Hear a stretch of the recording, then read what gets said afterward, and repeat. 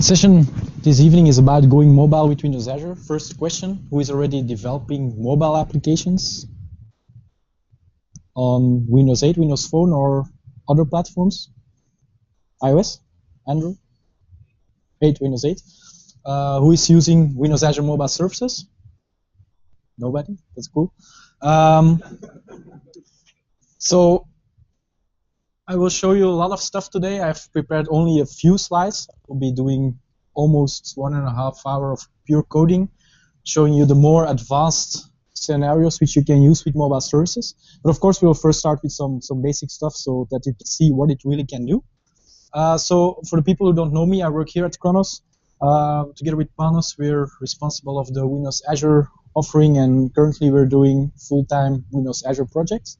The reason that I'm talking about mobile services this evening is because I've been in the Mobile Service Advisory Board since the beginning of this year. So we have a bi-weekly meeting where the team, the developers of the product, are showing us what they can do with it and which features they're trying to implement and ask feedback about those. So a lot of the stuff which I will be showing are features which are added every new release.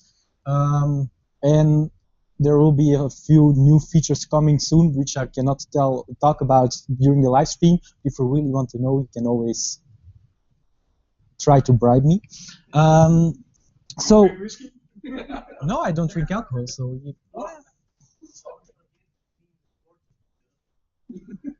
so anyway, let's just get started.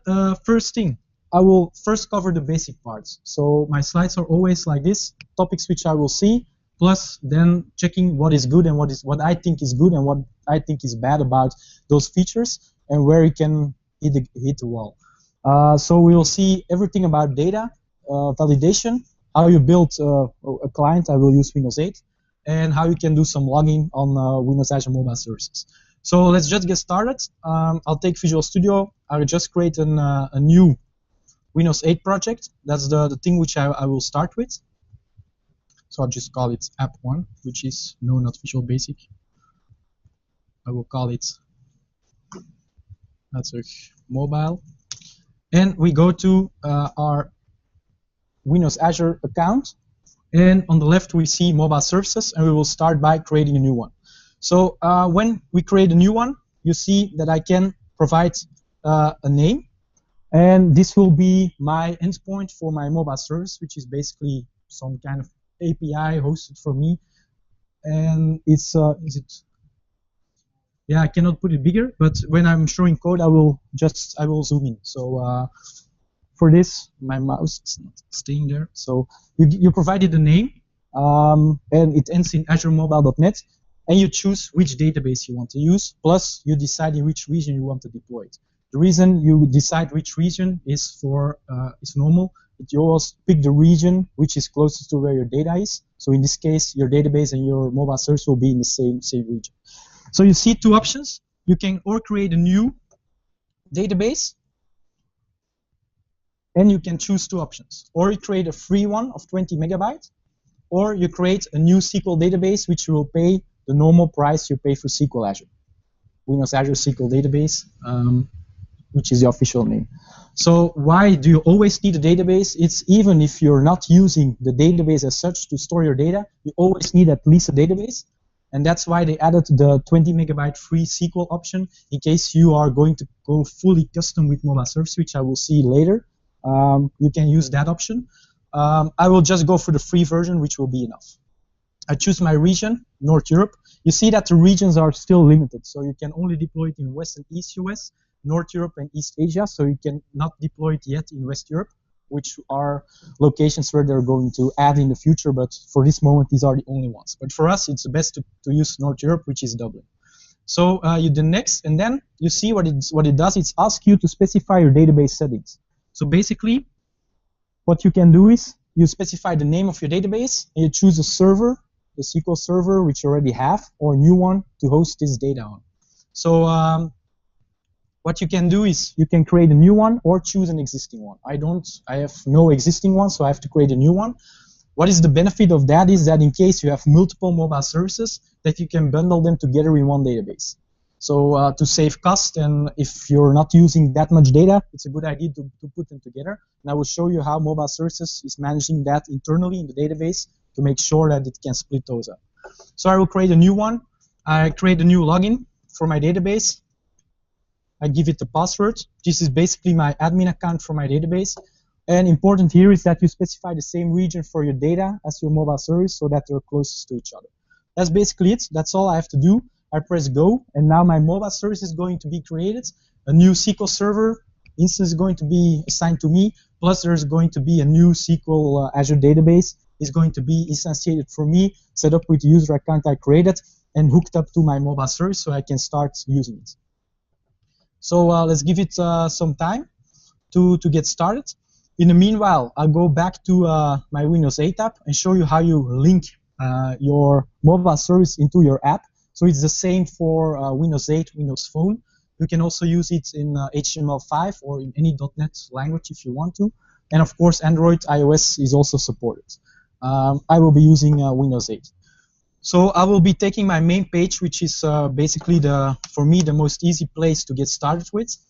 And I will keep an instance of the mobile service client on top of my page so that for once the page is loaded, I have my client available to do requests with my backend. So to install it, you just take your NuGet, you install package Windows Azure.mobile service. So services. So basically, you see that it's adding a lot of stuff.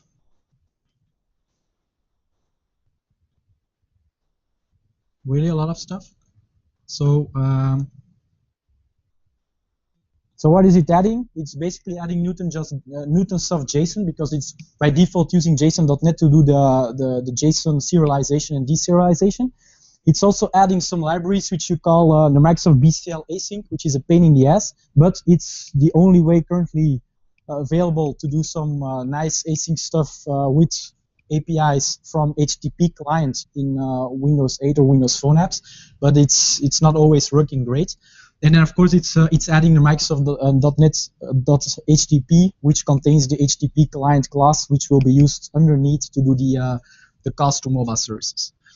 So you see that I now have my mobile service client available, and I will not put it here. I will put it here, of course, in my class. The first thing I want to do is, the moment my page is instantiated, I'm going to create a new one, new mobile service client, and then you see that I have to pass at least 2 parameters, or 1, depends. So I have to pass in the application URI, which is the name of my mobile service, the one which I just created, and then the second parameter you see is this one, is the application key. So that's the way for me to authenticate to my service so that it knows who I am. So when we go back to a mobile service, it should be created, it's ready. So we dig into it, we go to manage keys, and you see here 2 keys. Basically, you see the application key and the master key. The application key is the key you're going to use from your client to let him know this is me. Important to notice that this key, since it's going to be in an app, it's never private. Everybody can know it. If I take an existing Windows 8 app and I decompile it, I just have the sources, I can see everybody's application key, so never rely on this application key to be secure. The only thing you can never do is put this master key in any place of your code. If you want to use the master key, you can only use it on a server, for instance on a web server in a background process, which is needing the master key to do full admin access to your mobile service. But make sure that this one is never leaked, because if you have this one, you basically can do anything on that database, on that mobile service, without being really authenticated. So that's really important. Never lose that key. So I copy it. So that's basically my second parameter which I have to add.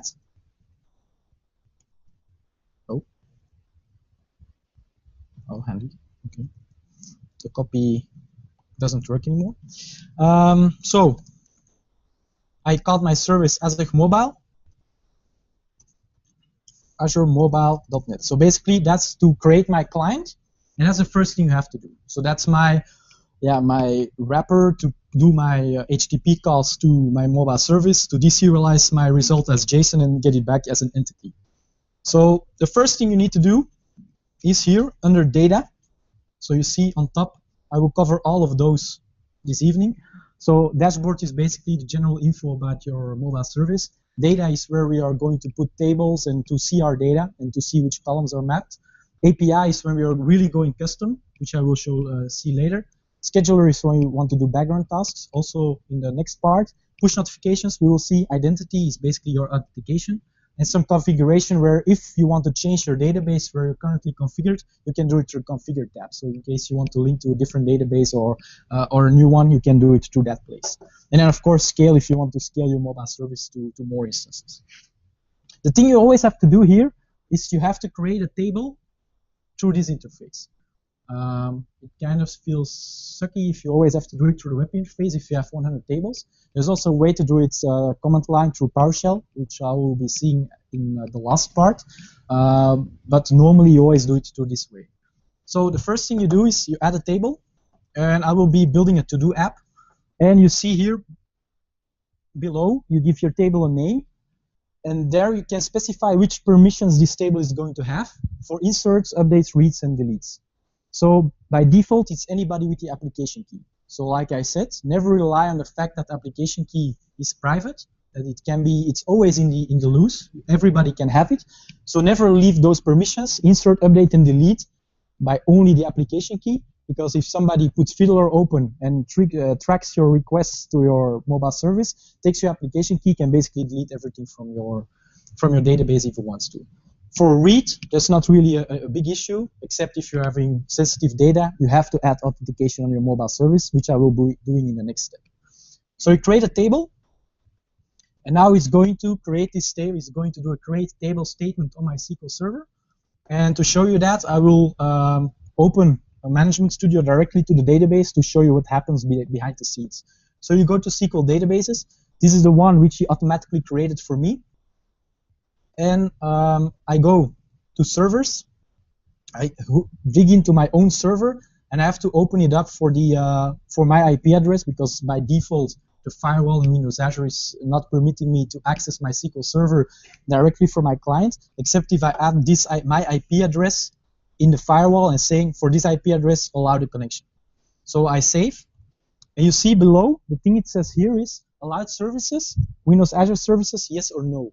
Which means by default, any SQL database on Windows Azure can be accessed from within the Windows Azure data center. So that means that if you don't want that, if you want to keep it private for you, just put it no. But that also means that if you need access to the firewall, that you have to add the IP addresses here. Normally, you just leave it like this. Okay, so I can now connect to this server. How do I do that? By just taking the URI of the server. Okay. Opening Management Studio, and just making a connection like you're used to. Removing some crap. Entering my username and my password, and basically I'm now connected to my SQL Server. If you wouldn't put the firewall rules correctly, it would say unable to make a remote connection, the remote server is not available, the default instance not found, exception from SQL Server. So you see here my database. And under tables, you see my table which I just created. And the way mobile service is handling it internally is it's putting the table in the schema, and the schema has the same name as the mobile service you created. So in case you're putting more mobile service in the same database, it's based on the schema that it knows where to go, and the user which it uses is always only having access to that schema. So when I created my database and I create my mobile service, I didn't have to enter anywhere a username which mobile service was going to use to access my database. What you could expect is that the administrator which I created is used by the service, but it's not. So if I go to my security and I open it up and I check the users, you see that there is here one user which has a random generated login, and it's that user which is generated the moment you create your mobile service, added to the database, and only given access to that schema. and it's that user which is used by the mobile service behind the scenes to access this database, so never your admin account.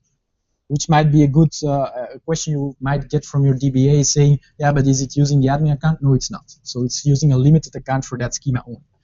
So another thing you see here, by default, every table you create has an ID column, which is a primary key, has an identity of 1, increment a seed of 1 and incremented by 1, and it's not null. It has to be a big int as well. Now, a scenario which might be a valid one is migrating an existing database which you already have to mobile services, or creating your own tables here. So to give you an idea, if I would create a new table through the Management Studio here, mobile services does not know about it. It stores internally some way of knowing which tables it has linked.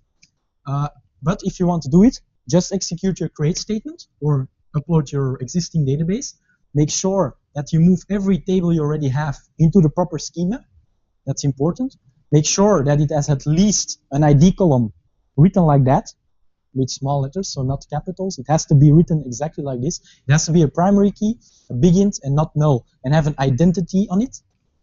In that case, if you create from that moment on through the portal, you will not see that table yet. If you create a new table there, instead of creating a new one, it will link that one to the existing one. So that's the way of adding an existing database into your mobile services. The cool thing is that, let's say that you cannot change the schema, you can always create a view. And since using SQL Server are updatable, deletable, and selectable, you can just create for each table a view, and by that way, linking to existing tables in a different schema or anything you want to do. So that's the two ways for migrating an existing database into mobile services. So basically, that's all I have to do here. If I go back to my mobile service, and I go to the Configure tab, there's one important option which you see. It's Enable Dynamic Schema. By default, it's on, which means that I don't control the columns, how they are created, but that based on the data, the JSON data which I'm uploading to my mobile service, that the system behind it is automatically adding new columns if I need those, which is pretty cool, because from this moment on, if I want to continue, I can just write code and it will figure out how to store it, where to store it, and that's it. So let's do that. So I'll create a new class, basically called to-do for my class. I will give it an int, an ID. I will give it some text, and I will give it a boolean saying is complete. One thing you notice already is that the naming convention in C# is that you use Pascal casing for properties, while in mobile services, the convention is that you use camel casing. So you could solve this by adding a JSON property attribute, because it's using JSON.NET, so you can use a JSON property attribute on every property saying which name it exactly has to have in the mobile service, which basically sucks. So what you could do is you can use the client and reconfigure the casing on this level. And you just say client.serializer settings dot camel case property names equals to true. So from that moment, every time it's going to serialize your object, it's automatically adding camel casing on every property, so you don't have to override it. Of course, if you want to give it a different name, just do it with the JSON property attribute, which you're used to using in JSON.NET. So that's all I have to do. Basically, what I will be doing, I will be adding some small XAML here. I will be adding some two rows, 40, and I will be creating a grid view so that you can see what happens. I will give it a name, so these are my to-dos. So basically, when the page loads, I want to put all those to-dos in my grid view. So I have to call my mobile service to fetch all the to-dos based on the type I have provided. So how do I do that? First step is I'm going to get a table. So I ask my client, get table for a type to do. So basically, just mapping the type name to how my table is named. So in this case, to do. And now it's giving me the entry point to call the API for to do, which is basically your URI of mobile service slash and your table name slash table name. For this table, I ask to enumerable async, which is basically saying do get all, return all of those as an array, and give them back to the client. Of course, I want to bind them to my grid view. I have to do's dot item source equals this, but this is an async, so I have to await it, and I have to make my navigate to async as well. So basically, the page is already going to load in the background. It's going to call the mobile service, get the data as JSON, deserialize it using JSON.NET, and bind it to my grid view. So the other thing which I immediately want to do, because else you will not see anything, is I'm going to add some way of adding to-dos. So it's basically a text box which I need. I'm putting this in first row. I'm going to add a to-do, putting it some width, and I'm going to add a button which add to-do. And when I click it, I'm going to save this into my mobile service. So how do I do that? Adding data, it's the same. The first thing you always do is asking a table, get table to do. I know that it has that my text fields contain a text.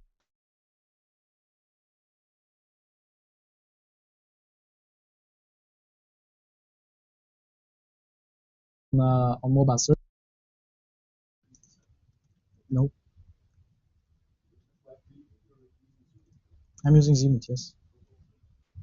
Yeah, it's different, but I will show it once I typed it.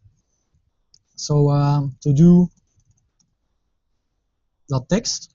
So I'm creating my entity. I can make, yeah, it's true. But then I have to always type at 150%. So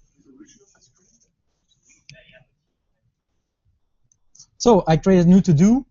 I set text to do. As you know that my table doesn't have the text property yet, so we'll see what happens when I insert it.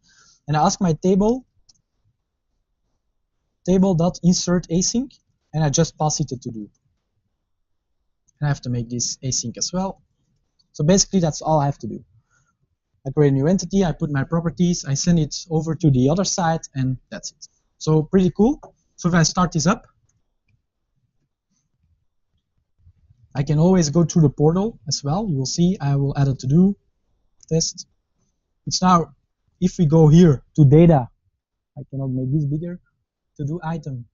In the browse, it will show you.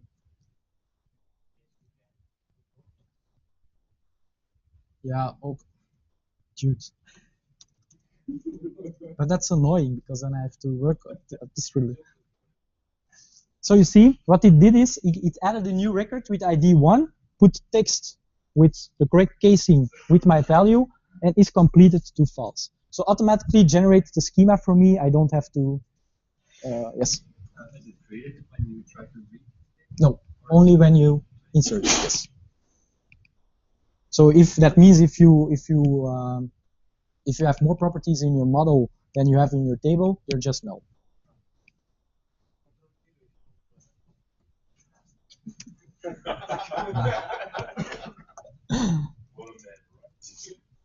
All right, so I will also move this to a separate function so that I can reload my data every time there's a new one added.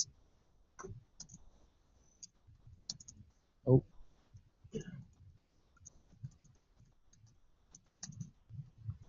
I will call it here, load data, and basically add it here as well. So now every time I add a new one, it's basically going to put it in my grid view and showing it on top.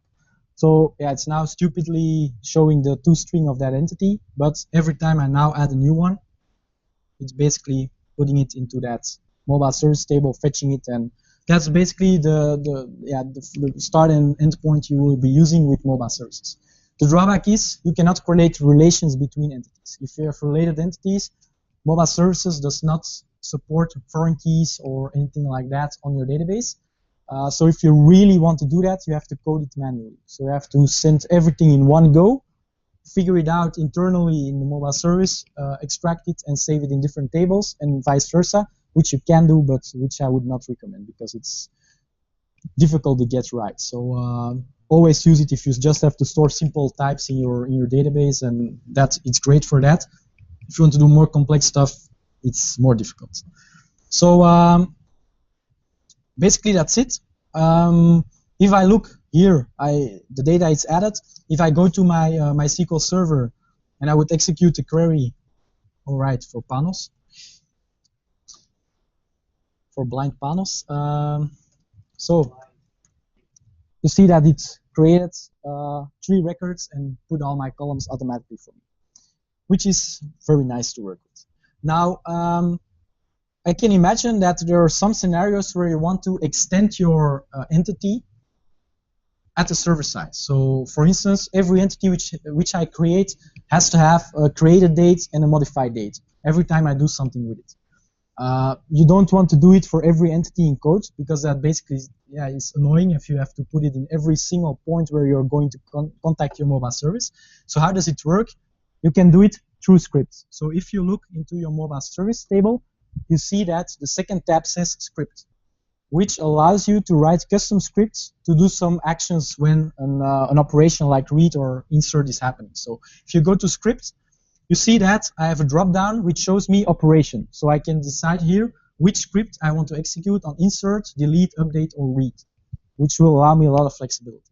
So by default, the insert script, how does it look like? It has 3 parameters. The first one being the item which you're sending. So in this case, it's the to-do.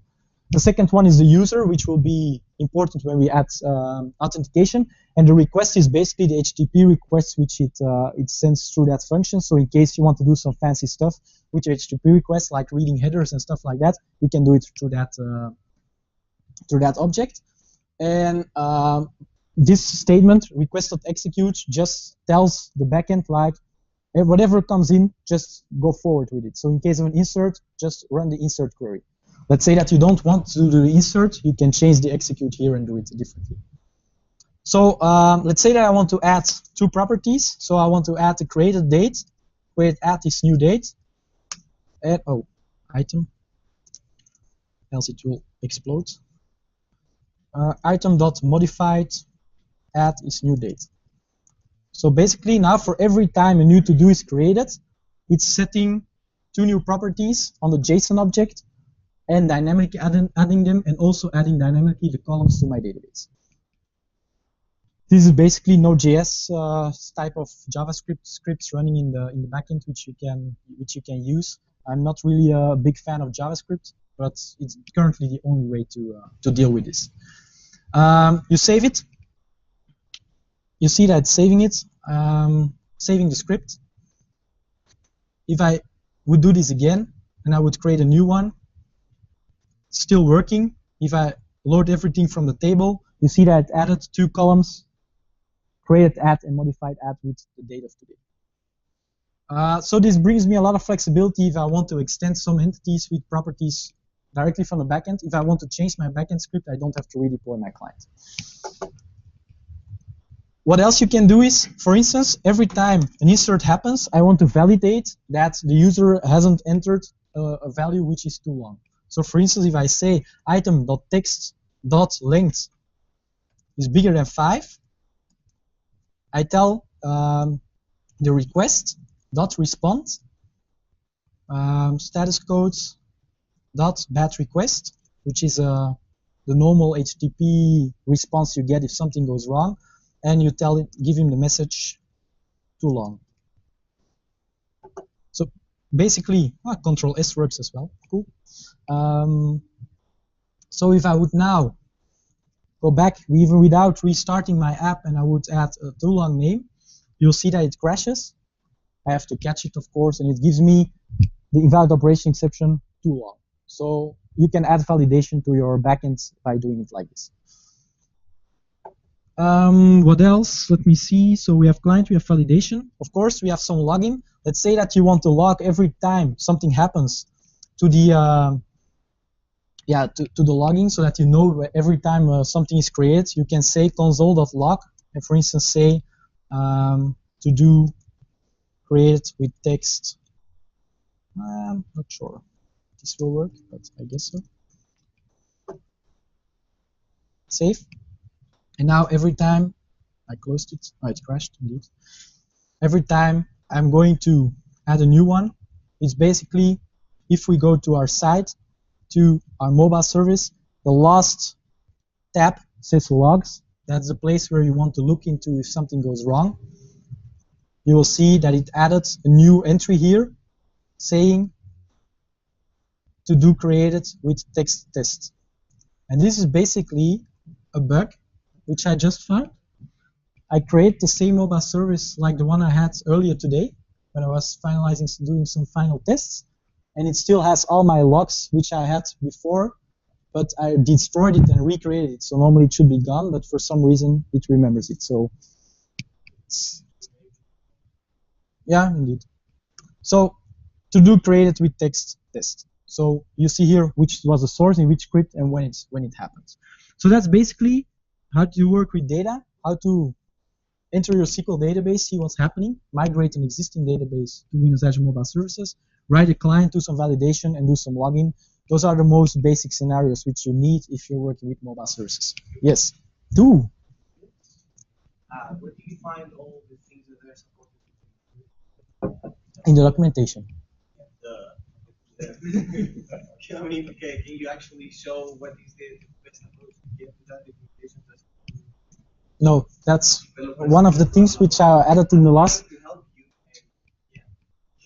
That's something, that's the reason I don't really like the scripts, is because it's really difficult to get them right. For instance, if you want to do something like sending push notifications, which I will be doing, I have to copy the script, because if I type it in, it's going to be wrong 5 times before it gets right. It's really difficult to get the scripts exactly correct. And that's also one of the issues which have already been reported, saying it's extremely difficult now to, you upload a script and you only know that it fails the moment it's already in production, right? It's live.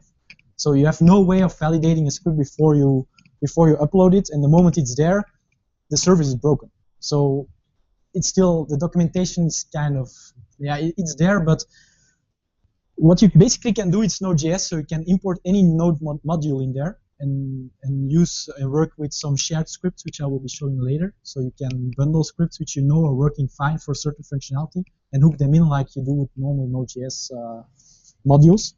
But documentation is not that widely spread.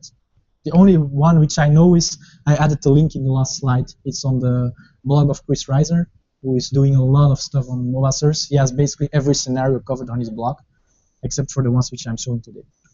So the ones which I will be showing last, they are not yet on that. So. Your second question? Okay. Anything that JavaScript can do? So could you write objects and prototype some logic to them, or do you have to stick inside the one function? No. If you want to add a new function, I will be doing that right in the second demo. You can. You can just create any function, whatever you want. It's basically just JavaScript. So if we look, what is good, according to me, it's my opinion. It's pretty easy to get started. I have an app with a backend with data and everything in a few minutes, which is pretty cool. If you want to do it with a custom API and you have to add your own database and entity framework and everything like that, it's it's more difficult. So it's automated. You can bundle multiple servers in one database. It's easy to validate data. Your mobile service client, I now instantiated it into my Windows 8 project, but if I want to reuse it in my Windows Phone, it's basically the same. It exists on all platforms. Logging enables you to debug it a little bit, and you can easily migrate the existing database. What I don't really like is you always need that database. Even if it's 20 megabyte and free, you always need it. You're always stuck with it. Not sure if it's ever going to change, but they need it because they store the configuration of your mobile service in that database. Yeah, it's all in JavaScript. And like, yeah, the question comes, if you screw up your script, yeah, you're basically fucked. You just get an error and it doesn't work, and there's not really an easy way to debug it and to know what's really going wrong. And migration of existing database, it's possible, but it's not that easy because the ID has to have the proper name, and I can imagine that if you have an existing database, it's not always easy to change the schema. So the second part is the things which I think are epic in the mobile server, which are really great. So which like authentication, authorization, and notifications. So quickly going to add Twitter authentication to my mobile service. So how do I do that? You go to the identity tab, and there you see Twitter settings, basically the consumer key and the consumer secret. So I go to dev.twitter.com. I take my applications. I already created an as if awesomeness Twitter app, basically. And what it generates for me, Twitter, is it's generating a consumer key and a consumer secret. And it's those two which I just have to enter in my mobile service. And that's basically all it needs to link the two and to do authentication using Twitter on my mobile service. So I'll copy the consumer key. I'll paste it here. I'll copy the consumer secret and I paste it here. I save, and that's from the side of the server the only thing I have to do. Going back to the code, I have, of course, to trigger the authentication. That's something which is built in Windows 8. It's called the Authentication Broker, which is really, really terrible. But it's the only way of doing authentication in Windows 8. Basically, it's really sensitive to errors. If you have Fiddler open, it will crash like hell because it basically does some crazy stuff. It's not part of Windows 8. It's even a native window which is coming on top of your app, so to make it absolutely secure. Let's see. So before I'm going to load my data, I want to authenticate. Still running, so I'm going to stop it. So I'm going to authenticate. So basically, what I want to do is, again, ask my client for login async. And what you have to pass to this is you have to pass it which provider you want to use. So I ask mobile service provider dot Twitter, which is basically the one I want to be using.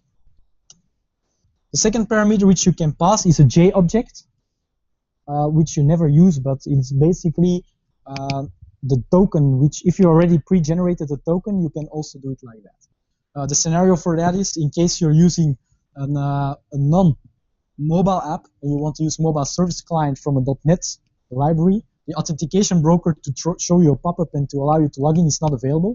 So you have to do the authentication in some other way, get the token back, and pass it into the J object. So basically, it's an extra round trip you have to do yourself. So, but here in this case, you just say, I want to do it with Twitter. I await it. I have to make this async.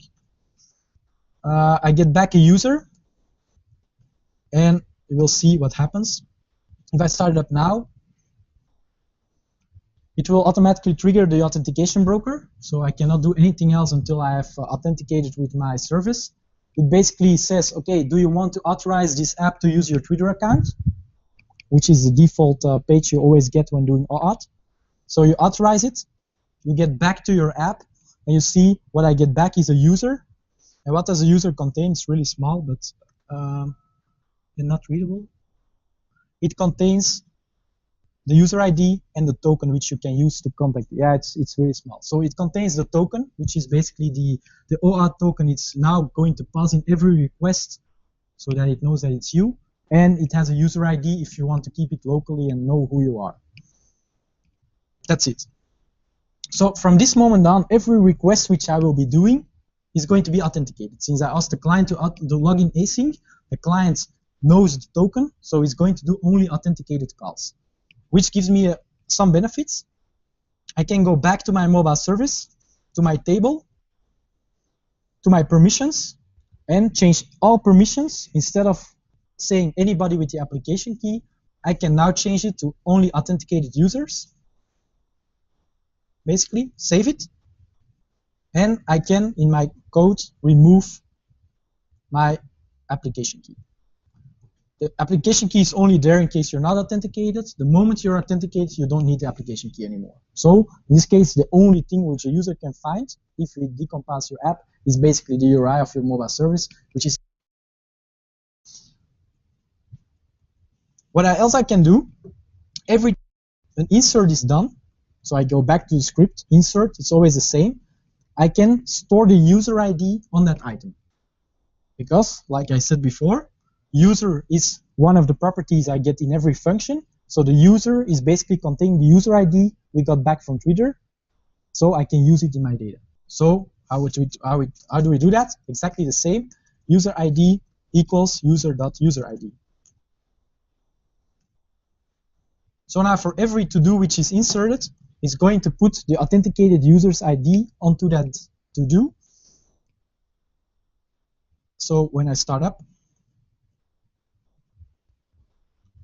I always have to do this. This is something which I find really annoying, but there's no single sign-on for anything except Live ID.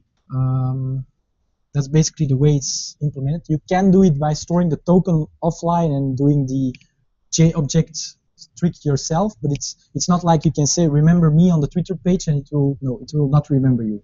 The only thing it will remember is your username and password in those fields so that you can immediately press login, but for the rest it will not remember anything. So if I create a new to-do and I go back to my database, you see that it added a user ID field with the user which I authenticated with. This Twitter ID is unique, so if you log in with the same Twitter ID, you get always the same ID back, so it's unique in the sense of my user.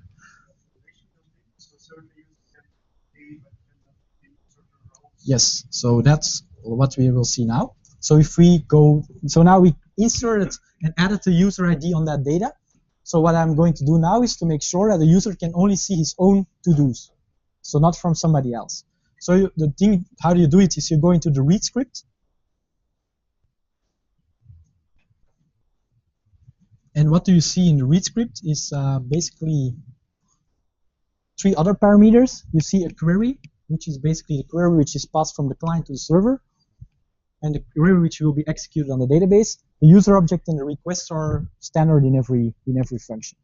So if I want to filter this data, I have to tamper with the query object. And for instance, I can tell the query object to do a where on the property of my entity is user ID, and it has to equal user.user ID,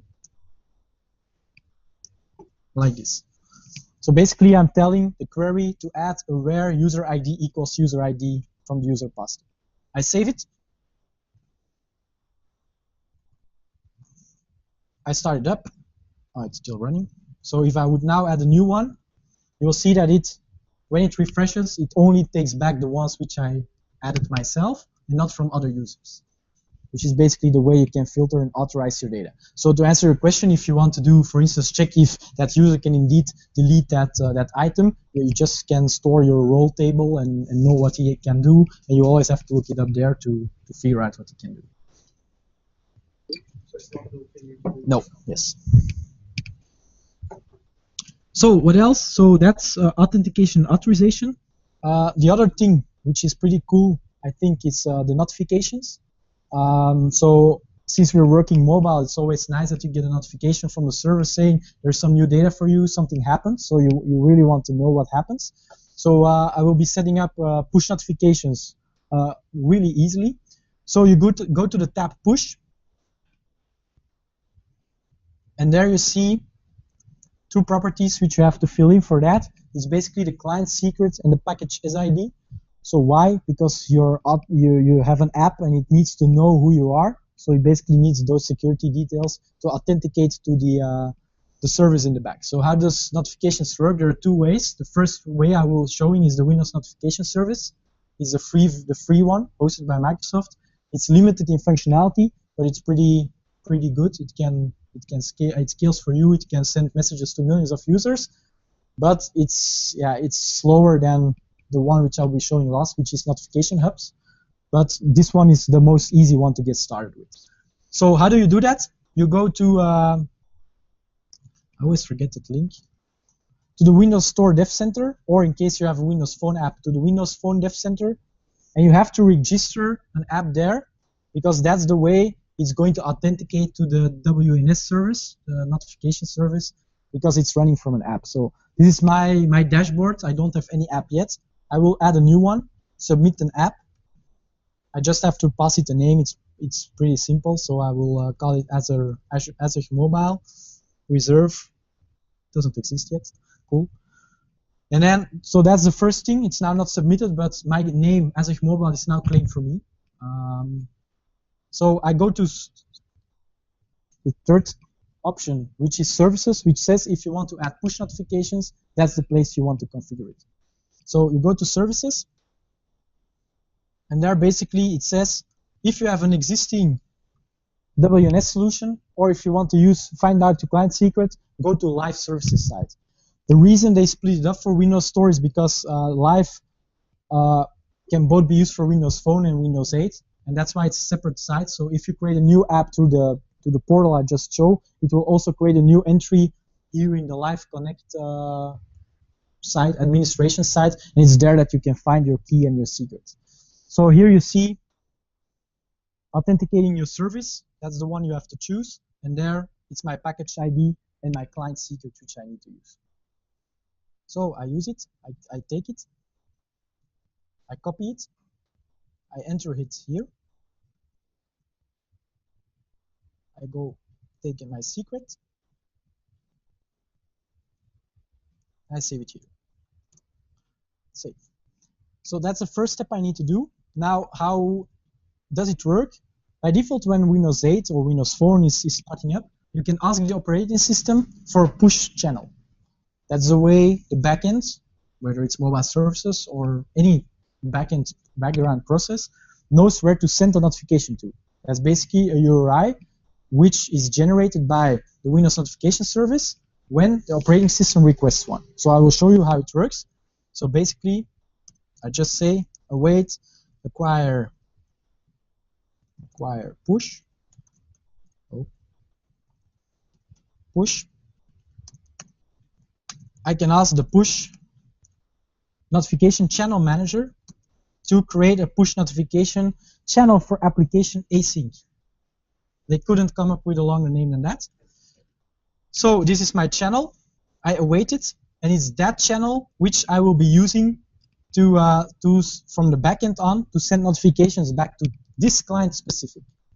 Now, for WNS, the Windows Notification Service, I said it's the easiest one to get started with. The only drawback you have is that you have to know the channels in the backend, because you want your backend to send a request to that channel.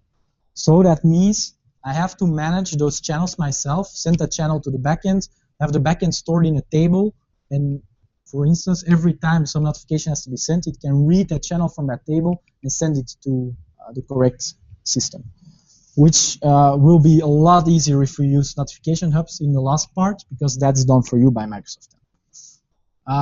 So basically, I will be adding a new entity channel, which I will be storing in my mobile service. Of course, it has an ID. It has a string, which is the URI of the channel, and it has a date time, and that's the when it expires. It's basically a date time offset. So I go back to my mobile service, I go to data, I create a new table, and I call it channel. Save. And the moment I have my push channel here, I just create, I get the table again. Oh. Table is client.getTable for the channel. I say table.insert async new channel. URI equals channel.URI, and expiry equals channel.expiration time. So why does a channel have an expiration time? By default, the channel requested through Windows 8 or Windows Phone from the notification service is valid for 30 days, which is kind of annoying, because it means that every 30 days you cannot send notifications to that channel anymore. So which means that I have to have some logic in my backend script before I send a notification. I have to check that the date is indeed, that channel is not expired yet before I'm sending it. So you have to manage it completely yourself. It's doable, but it's something which you have to do for every app over and over again. That's why I will be seeing notification hubs later on, which will do this for us. So I insert it, the channel is there. So basically, when I start up,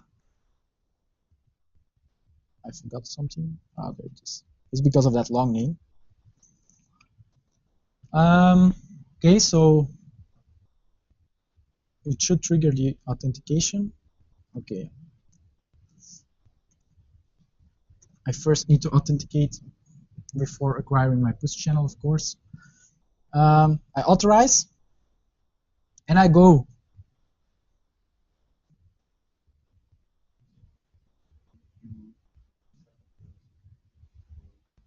No, I put, I put it, I left it on application key, but I don't have it anymore. Right, thanks. I go to permissions, and I will move it to authenticated users only. Indeed. My mistake. Okay, so let's remove some of those. It should be fine by the moment I start up.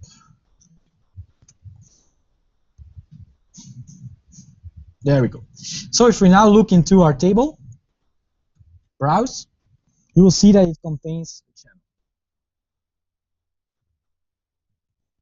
which is in the format of db3.notify.windows.net.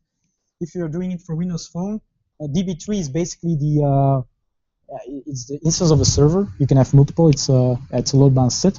For Windows Phone, it's notify.live.net. They're not the same. So sending notifications to Windows 8 and Windows Phone is not the same. You cannot do it the same way. You have to implement it 2 times, which basically it's not that great of an experience. Certainly, if you think that it should work and you're searching like hell to find out why it's not, then it's the reason, because the payload, the format of the message you send to there is JSON. It's different in the two, which is not abnormal because Windows 8 has different kinds of notification styles, like a tile and a toast are looking different than on Windows Phone, for instance. But they should have made it more clear that it's basically the same. Might change, not sure. So I'm storing this channel. An issue which I'm having now, which you will have to solve in your script, is that every time this starts up, it's going to request a new channel, but it's possible that I get the same channel because it's not expired yet. This call will get me the same channel again, so that means that my channel will be my table 2 times. 2 times the same one, which means that if I would loop them and send a notification to the channel, that the user will get the notification twice, because the channel is there, and now this one user has now 2 times the same channel in his backend. And if you want to test it, the notification service, don't send too many notifications to the same channel, because it will get killed out. So there is a limit on the amount of notification you can send to one device for some reason. Now, how do you fix that? I will remove all the records from this table. Of course, we have the power of our insert script, where we can check whether we need to insert it or whether it already exists. So we go to our insert script for our channel, and I'm going to steal this to save some time, and I will explain what happens. So basically, every time I'm going to insert it, I'm going to do this. I'm going to ask tables is an entry point, a variable which is known by every script, so an entry point to all my tables. I will get the table channel. I will say do the query on your write, do a read, and if the read is successful, insert a channel if it's not found. If I find at least one channel, I respond immediately back to the client with HTTP 200, and I return that new channel so that the client gets it back, because it needs to know it.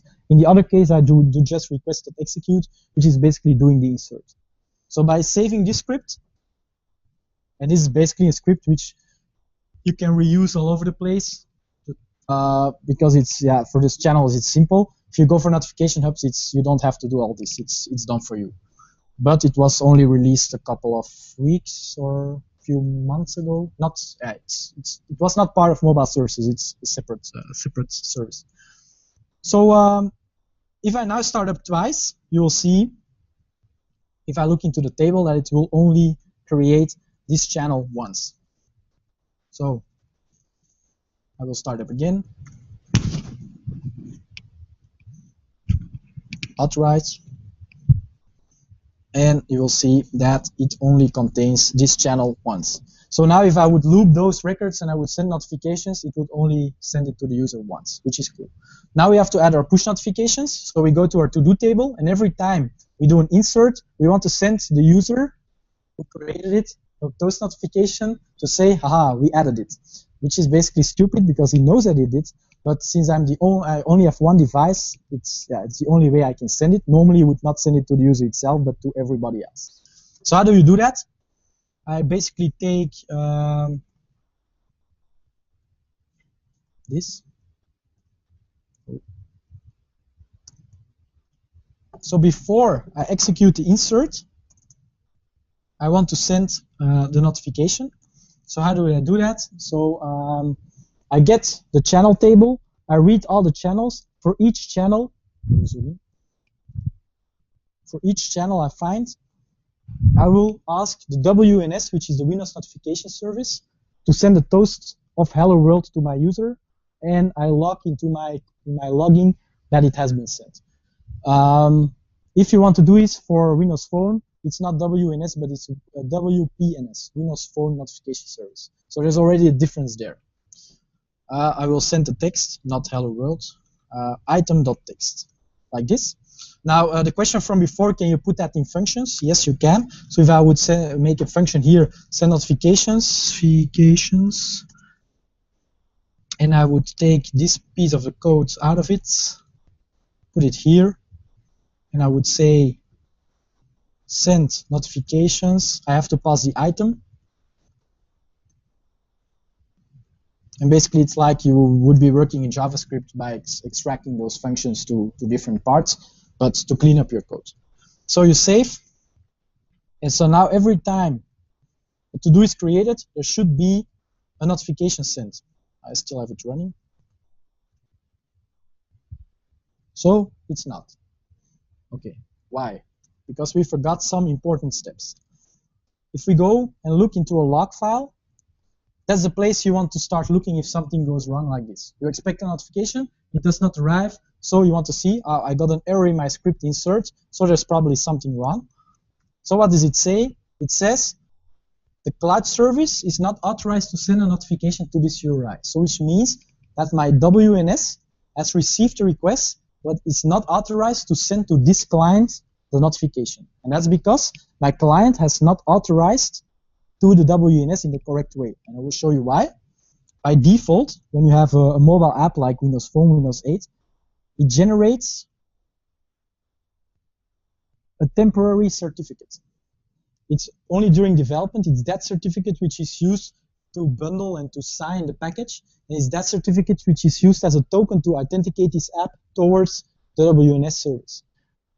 Since I registered a new app on the Live Connect site, there's no link between the two. I just have the wrong certificate. So I have to update this certificate with the correct one so that both authentication parts are the same. I filled in my client secret and my package ID in my mobile service, but I haven't added here anyway. So the requests are not authorized in the correct way. So how do I do that? It's pretty simple. You go to your project, you say store. Wait, to stop. Right-click on your project, store, associate app with the store, sign in, and then basically it's going to download the correct certificate, put all the security stuff in place for you, so to sign the request properly. So I will log in with the account which has the app. This step is also really annoying if you're developing an app for a customer, because that means that you need his live ID, his real live ID to access his account to link it to his app. In a lot of cases, you don't want that, so there's no way to create a package and sign it with the key of the user without doing this step.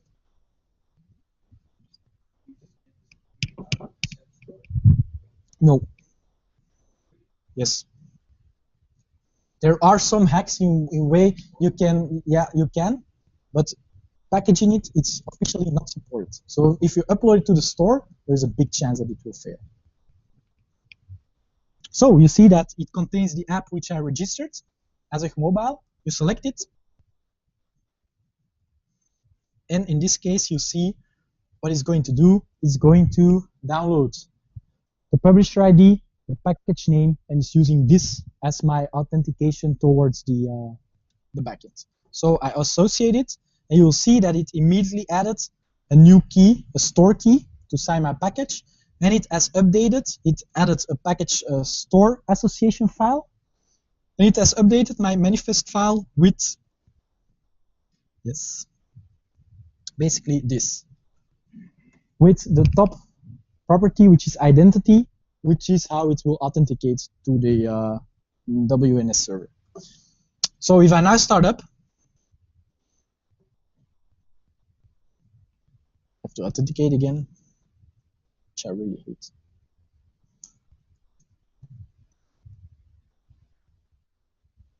Takes a while already. Basically, I've not made my script correctly in the sense of that I'm first sending notification before I'm returning the success of my insert. You can do it vice versa. Do the notification stuff asynchronously in the mobile service and first have your item persisted into your database. Let me see what went wrong. It doesn't work for some reason, and that's normal. It shouldn't work.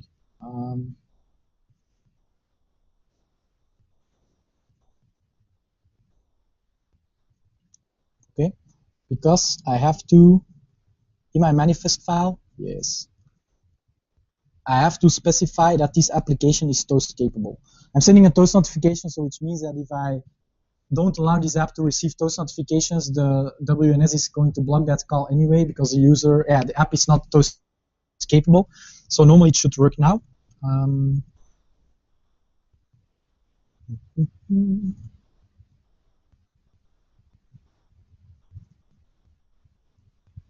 So there it is.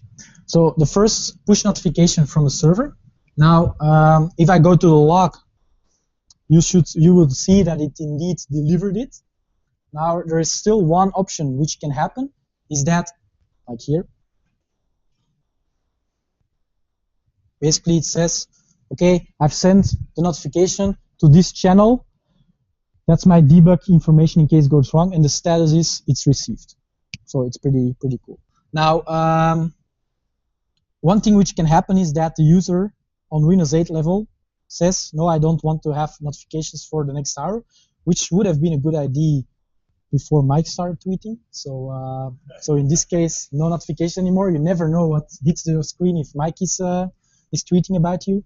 So you see that it gives now an internal server error. Why? Because it cannot deliver that notification. So you have to really make sure that you recover from that error. So it's now not able to send it to my client. It should show you in the log. It should show the error, but the log is not always refreshed immediately. But you see here the error which it's showing. Okay, I know why. Okay. I have another issue. The channel has expired, so it's trying to send to a channel which has expired. That's why it crashes as well. I probably have two channels now because I changed the authentication. The channel which it generated is probably different. Let's see. Okay, that's the reason. So because I changed my authentication mechanism of my client, the channel which it will generate is also different because it's that key which it will be using. And now I just had bad luck that it was first sending to that one, and that's why it failed. So I will try it again to show you what happens in case the user blocks the notifications. So I don't receive a notification because it has been blocked by the user, and you see, oh shit, I had to press details. So the service returns that the notification status was dropped, which means that I cannot deliver it because the user doesn't want it. So it's not going to keep trying.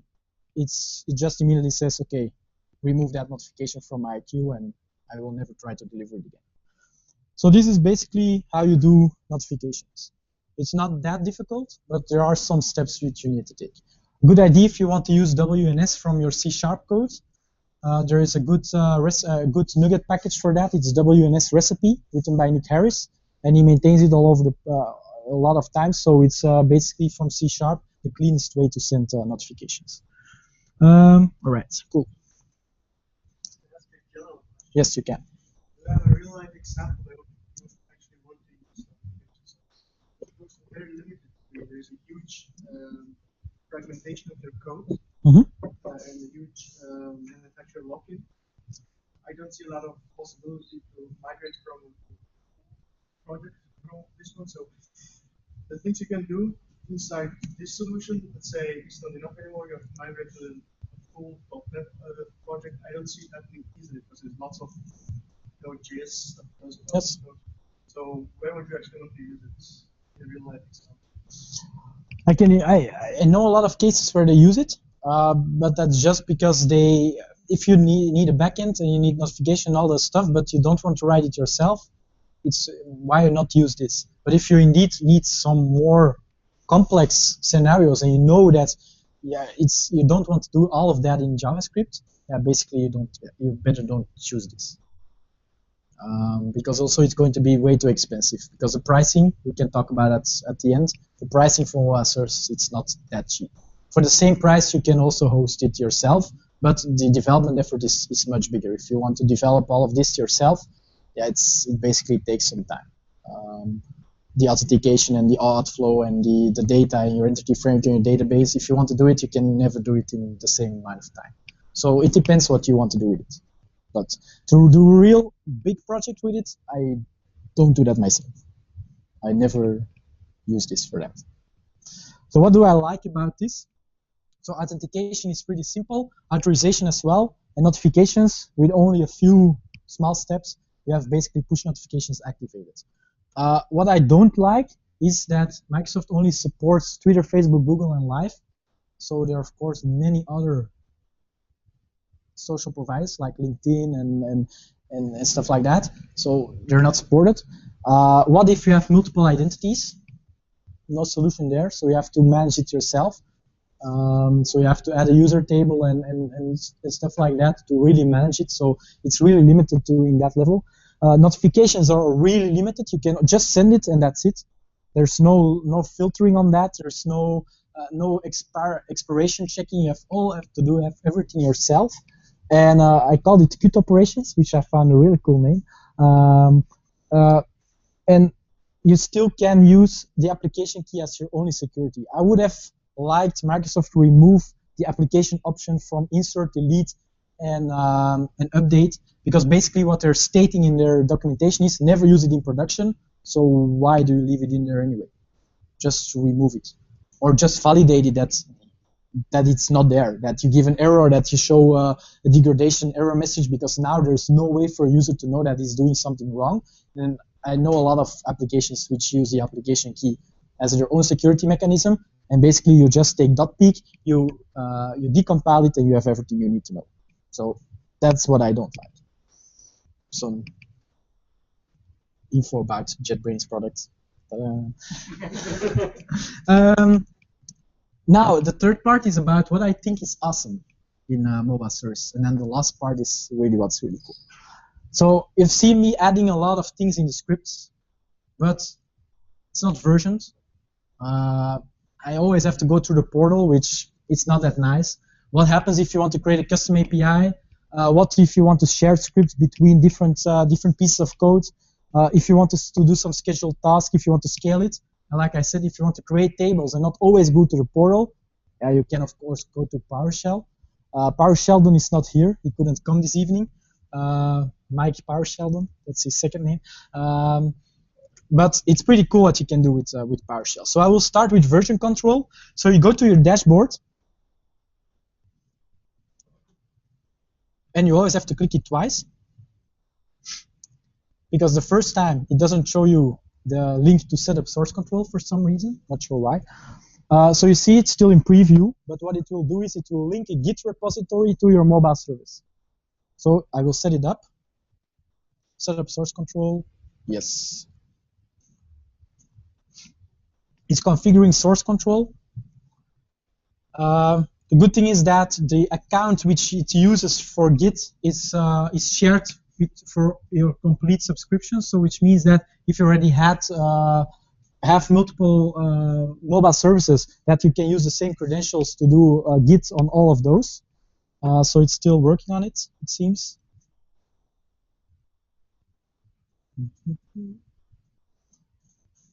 So you see that it has source control user. Okay, it's enabled it. Cool. I have to click it twice.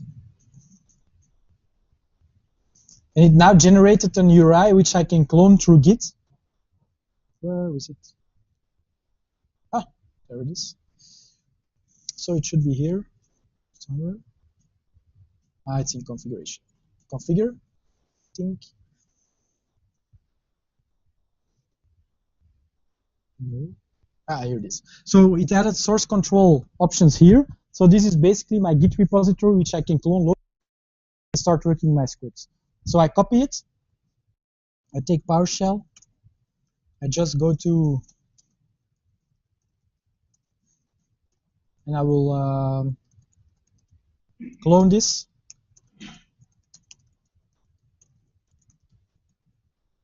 Oh. To mobile.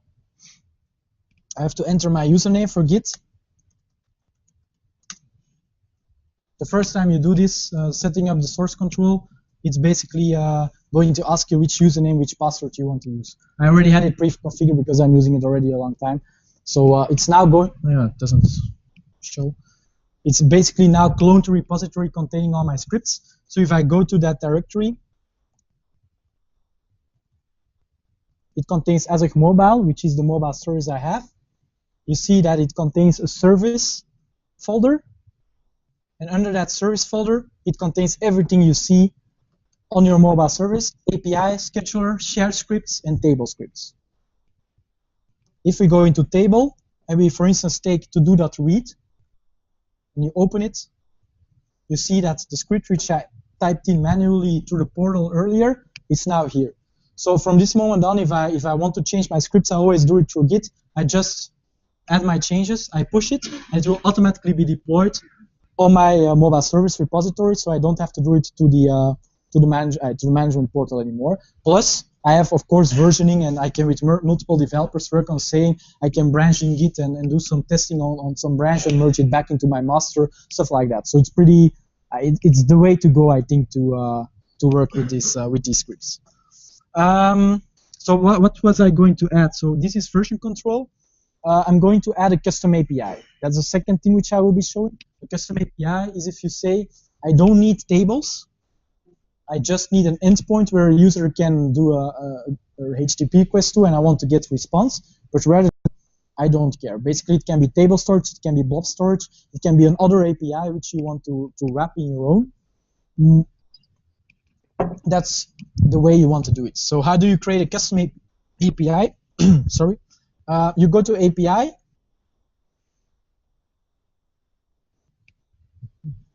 And you create a new one. Create custom API. You give it a name. I will give it the most original name ever.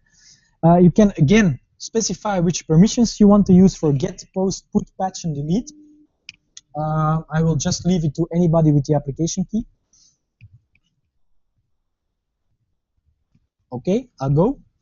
And now it will be adding this API to my mobile service. And from this moment on, I'm not going to use Git, so I just do a Git pull. Oh, I have to go into that Azure Mobile. Git pull. I enter my username. And you will see that it automatically downloads the latest file which I added, which is, in this case, added the test.js in the API folder. So from this moment on, I just go to Service, API, and you see that it added my test API in there. So that's the script which I want to use.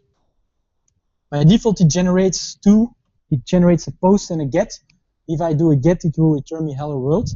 I'm not going to implement a real complex API because I really don't like writing JavaScript. And if you really want to go custom, I would not really recommend doing it like this. I would just do it in C#. That's my opinion. But if you have some mobile services and you only need some small functionality in a custom API, it's there. So, and this is the case if you want to go full custom API. That's where the 20 megabyte free SQL database option is needed for, because then you're not going to use that database except for a configuration of your mobile service, and that's the reason why they made it free, because nobody was ever going to use this feature. So it's deployed. So if I, for instance, take now Fiddler, and I would do a get to this stuff, Azure Mobile.azuremobile.net/API/test. So that's the URI. So you see that it's pretty much like you're used to working with Web API, for instance. The URI is structured the same way. If I would do a get now, I've set it up as being, okay, only authenticated users. You see that I would be getting a 401. So the request is not authorized. It's not authenticated. So I have to add a header here to pass my application key. How do you do that? I go to my dashboard, manage keys. I copy the application key, copied, and the header which you have to add is x Zumo application. Why x Zumo? It looks like a strange name, but Zumo is the working title of mobile services for the dev team. So if the dev team is talking about mobile services, they're never referring to mobile services. They're always talking about Zumo. Zumo is the first name. That I even didn't know. Cool. So you see now I got a HTTP 200, and it returns me basically a JSON with the message hello world. So in that case, you can implement your custom API the way you want it. Now, one thing which I mentioned is that you can share some scripts. Let's say that you want some scripts and you want to reuse some certain functionality. You can do it. Currently, there's no way to do it through the portal. There's no entry point to access the shared scripts to the web interface. You can only do it if you're using Git. So if you go into this folder shared, you see that it basically has a place where you can put shared scripts.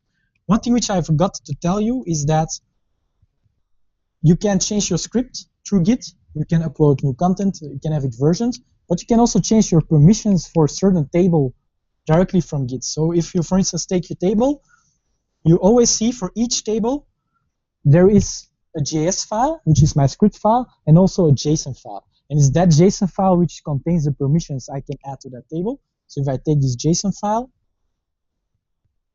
you see that these are the permissions which I set. User is basically only authenticated users. Application is everybody with the application key. Public, everybody. And I think admin or master, I forgot, is only the ones with the master key. So this is how you can specify it here. So basically, you never have to be in your portal anymore. You can all do it through here, which is pretty cool. So to share a script, you go to the shared folder, and you just create a new .js file. So basically, what will I be creating? Something which I will be using later. I will be creating a script mail.js. And basically what you do is, this is really Node.js style. You export this function, exports dot the name of your function, mail, is new function, the parameters you want to add. For instance, when you send a mail, what do you want to do is you want to send the to address, the subject, and the body. And basically, later on, we're going to implement mail functionality in mobile services. That's the last part. But I'll just already to show you how you work with shared scripts, I will put here console.log mailed. Nailed would have been more fun, but so how does it work from Git? You do git add everything, you commit it, shared script, and you do a git push.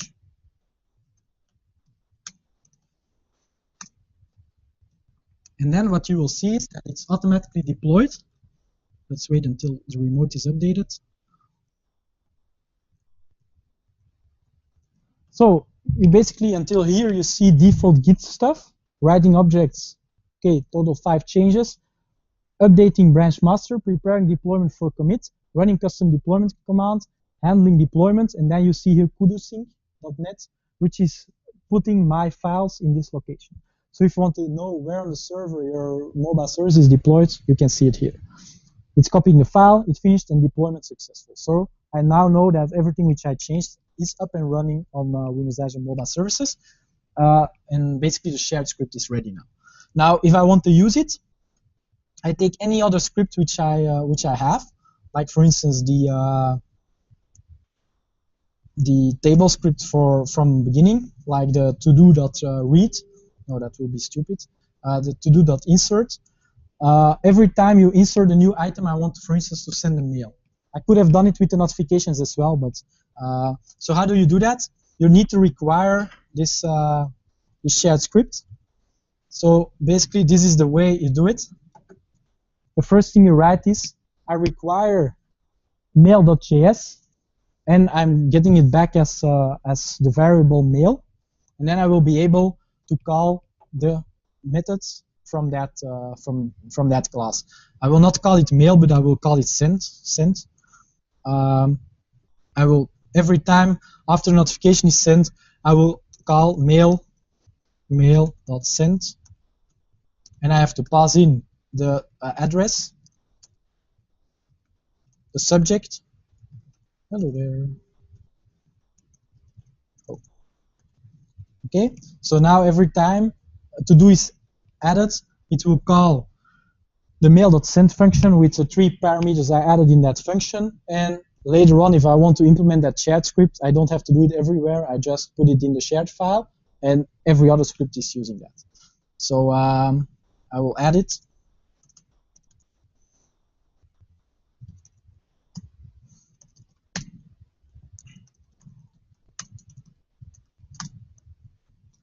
So it's basically going to deploy again. So every time now that let's hope that it's okay. I still run it. Add a new to-do. I made a mistake. So you see, I really like those scripts. Every time you do it, you make some mistake, and you can start to figure out why. If I don't find it, then so be it. Then I will just remove it again. Huh? No, I didn't. This time I didn't. I really didn't. So, I know why. I'm still blocking my notifications. Yeah. It should work fine, but you see, this is what I mean. You can search for this really a long time. I've been searching today again for more than an hour. Why in the hell it was not working? And this is the error which you get if something is wrong with your OAuth handshake between your client and your server. Anybody an idea why? Indeed, Fiddler, that bastard. So if you have the Authentication Broker and you have Fiddler running, it will always give you this exception. Anyway, whatever you're doing, it's always failing. So make sure that if you're working with Authentication Broker, you always close Fiddler.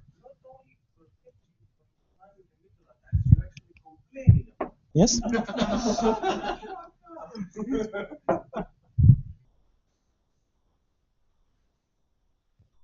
You see that it was not, that it was still wrong. I knew that it was wrong. So basically, that's the way to do shared scripts, to put them in a separate file in the shared folder, to link them through your file, and to call them from the other side. So the property send of object blah is not a function at insert. So I made a mistake somewhere in this script, and I always forget what. So All right. I have no idea.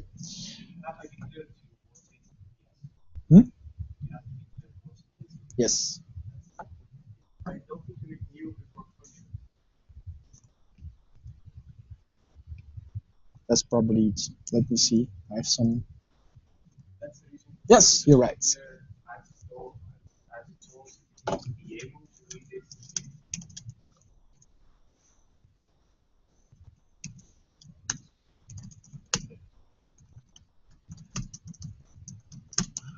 Okay. Let's see.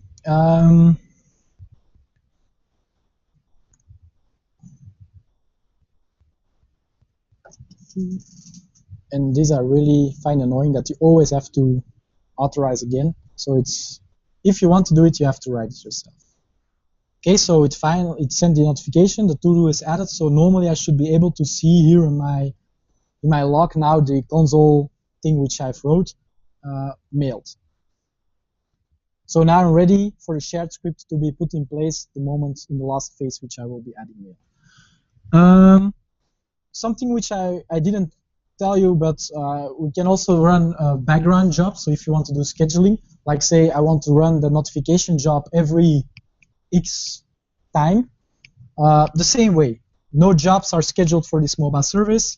Create a scheduled job.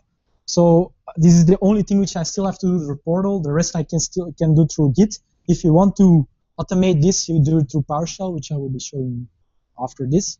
So you add a new job. So send notifications every 15. No, it's not allowed. Notify every 15 minutes or on demand. Basically, I cannot put this lower than 2 minutes, but in the free version of mobile services, 15 minutes is the lowest you can go. If you want to go lower than 15 to 2 minutes, which is really the lowest, you have to go for the paying mode. But I will just keep it as an on-demand. I don't want to send it notifications every 15 minutes, which is not really great for a user. Normally, you do it once every week, or if something really happens, which is of value for that user. So it has created the job, so I do again the same. I pull it from Git. I go to my folder, scheduler, you see it added notify, and I can implement whatever I want here. So basically, the code which I already wrote to send notifications when I insert a to-do, I can just copy that. Or we use it from a script. So this one, every time the scheduler runs, it will call the notify function, which will do this piece of code, sending a notification to all the users, all the channels it knows. But it can do anything. It can call an API, fetch some data, do some logic, send a notification.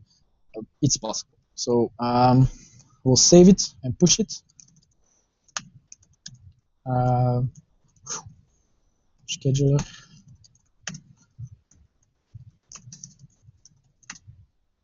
Okay, so it's pushed, it's deployed. So now if I run this, it should send me the notification. Takes a while because it has to loop. It does a query on the table. It loops all those channels, and it failed. I didn't see any notification, so I have to go to the logs again. And so basically, when doing mobile service development, you're doing a lot like this. Details. Table channel item is not defined. Okay, I know why. This one is not correct. Hello world. I implemented it that it sends the text of the item, but in this case the item does not exist, so I will just send hello world, which is basically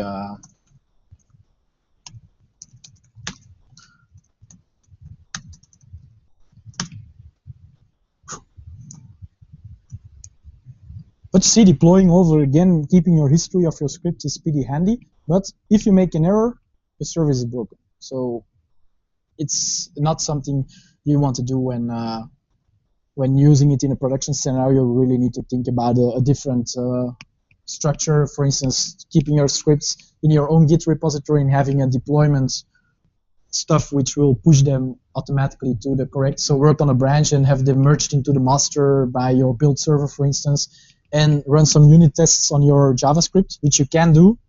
It's JavaScript, so you can unit test it as well using the proper tools. And in that case, yeah, you're more safe. So it's sent now the notification. So even if the application, my Windows 8 application, is not running, if I run this job, it will still send me notification for the next 30 days. If the user in the next 30 days doesn't start up the app, the channel will be expired, and I have no way of sending the notification from the backend to that user anymore. So that's something which you have to think about. If the user never starts up your app, after 30 days, you're lost. You have no way to reach him anymore.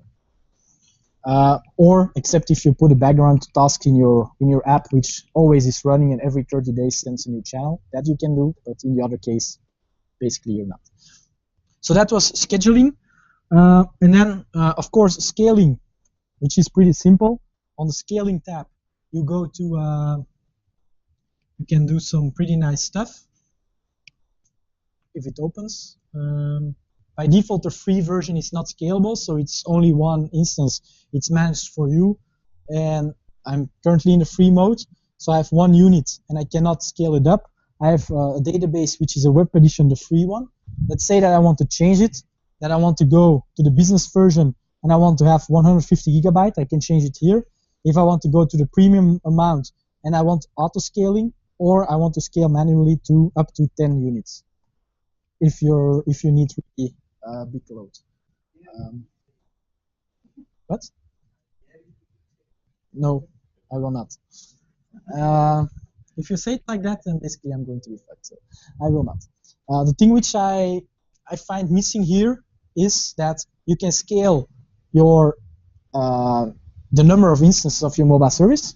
You can change the plan. You can change the size of the database, but there's no way to scale your SQL database.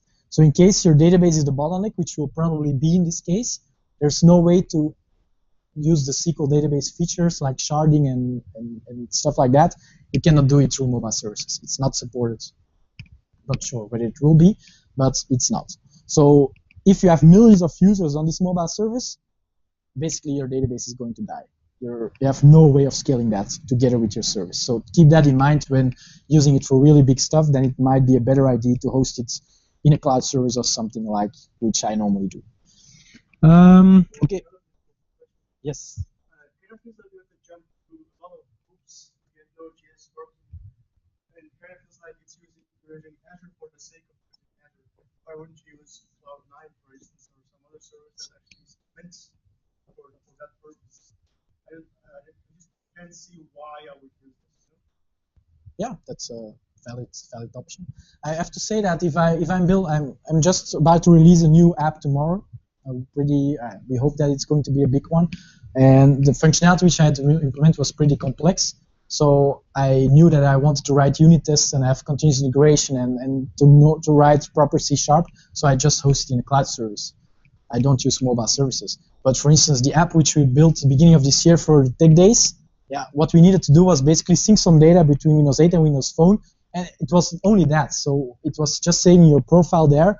Why bother with hosting a cloud service which would cost me at least 2 machines, while I can have a free mobile service for that amount of users and just save that data? You really have to use it for what it's meant to be. And I'm still not 100% convinced that you can use it for really complex and big stuff, while Microsoft is, but I'm not sure. I still have to see it being used more actively in bigger projects, because at this time they're not. There are some projects, but to say they're really big ones, I don't think so. That might be a reason. Yeah, indeed. Yeah. Now the last thing, if you want to do something with PowerShell, you just install the Windows Azure PowerShell Cmdlets, so Cmdlets. So then you get the Azure option in your PowerShell, which gives you all the access to the PowerShell features to manage your mobile service. So the first thing you need to do is you need to download your account. If you didn't do that yet, it will open the portal. It will download the publish settings file, which contains all your subscriptions. It's being generated. I have 10 subscriptions, so it takes a while.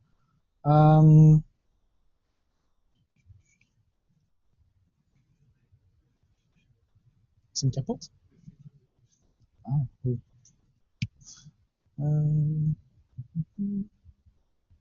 Ik heb die gewoon dicht gedaan, of? Ik heb die gewoon dicht gedaan. Ik kan ook veel verklaren. Enkel beeld.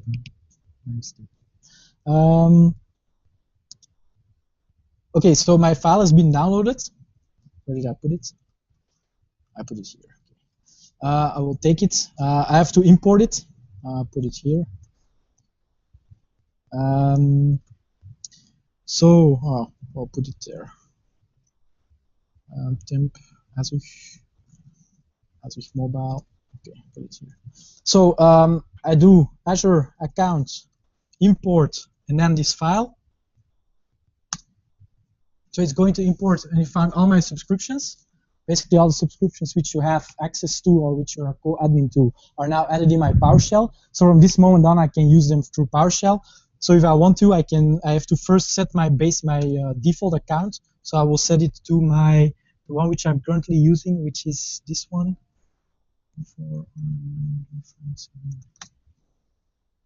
So this is now my default subscription. And now I can say Azure Mobile List. And it's asking, give me all the mobile services which are defined in my subscription. And basically, it's giving me back this Azure Mobile. And if I want to know which tables are in there, I can say Azure Mobile Table Lists for Azure Mobile. And basically, it's going to give me all the tables which exist and show me exactly the same data which I see in the portal. The channel table, to-do table with the number of records and the number of indexes. And through this way, I can add new tables. So if you are working in a development environment and you move to production, just make a PowerShell script which creates all your tables if they're not exist yet. Keep that PowerShell script, and the moment you go to production, just execute that script, and you're up and running, and you never have to think about it. It's basically like keeping your create table scripts, your DML scripts in your or DDL scripts in some folder and have them executed automatically. You can do the same with PowerShell. So what do I like? It's the Git feature I really like. Custom API, sharing scripts, and scheduler, and the scaling, which you can easily do. And then what I don't really like is, okay, the scripts.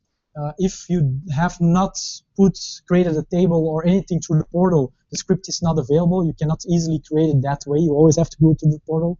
That's a little bit annoying. The custom API still requires a database. In free mode, the scheduler runs only in 15 minutes, which might not be enough. No scaling in free mode, which is normal, but anyway. Scaling is limited to 10 machines, so if you want to go bigger, you need to go to the cloud service, and like you asked before, you are pretty stuck with mobile service. You cannot take that same code base and move it to a cloud service, you cannot. And the data store, like I said, the database is going to be a limiting factor. So in the last part, which I call Azureness, why? Because I believe that when looking at something like mobile service, you always have to look at other parts of Windows Azure and see how they integrate. So I've taken some parts out of it, which I really think are useful in implementing mobile services. I said the limitation you currently have is that you can only authenticate with Twitter, Facebook, Google, and Live. If you want to do others, you have to look at another service, which I will be using Auth0 for. Pretty cool service. I will integrate with mobile services right away. And if I still have time to improve the notifications, the new feature in Service Bus, Windows Azure Service Bus, is notification hubs. And then the last two is, for instance, if you want to use table storage, basically the scripts have the Azure namespace available, so you can do access on table storage. I will just show you some code. I will not implement it. And then mailing, the SendGrid NPN module for Node.js is available. So if you want to send mails from mobile services, you just plug in your SendGrid account details, and basically it's going to send. So to take the mail example, I have it here open somewhere, the code. So I'll just take that, and I go back to my mail script which I created earlier. I put it in. So basically what's happening here is I'm going to instantiate requiring the SendGrid module, NPN module from Node.js, getting the SendGrid object, instantiating it with username and password, which I created on my SendGrid account. I created a specific user for this talk. I'm sending it to a to address from somewhere, giving it a subject and a body, and in case it fails, I'm logging a message to the console so that I can see what happens. So I see that I named it differently than I did before. So the 2. Um,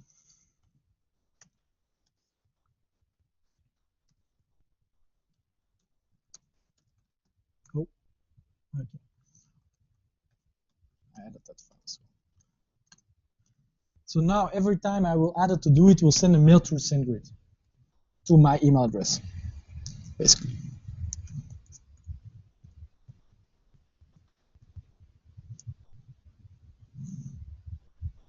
Okay.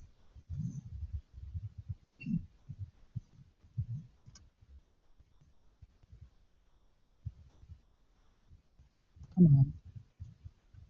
Let's take it.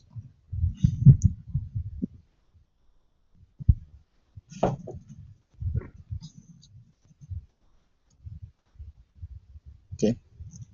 There it goes. Normally I should, my mail is closed. We'll open it. It will come. You will see the pop-up coming. So now it just delivered it to SendGrid, and when SendGrid will deliver it to me, yeah, it doesn't matter. So instead of using the API of SendGrid, you use the NPN module for that. There's also one if you want to send SMSs. For Twilio, it's exactly the same. It also exists already for mobile. The NPN module for mobile services is by default available. So if you want to send SMSs through mobile services, you just use the Twilio client, the same way as you would do the SendGrid thing. But I don't have a Twilio account because you have to pay for each SMS you send. So SendGrid I can demo for free. Auth0. The easiest way to get started is through auth0.com. It's basically the enterprise single sign-on made easy.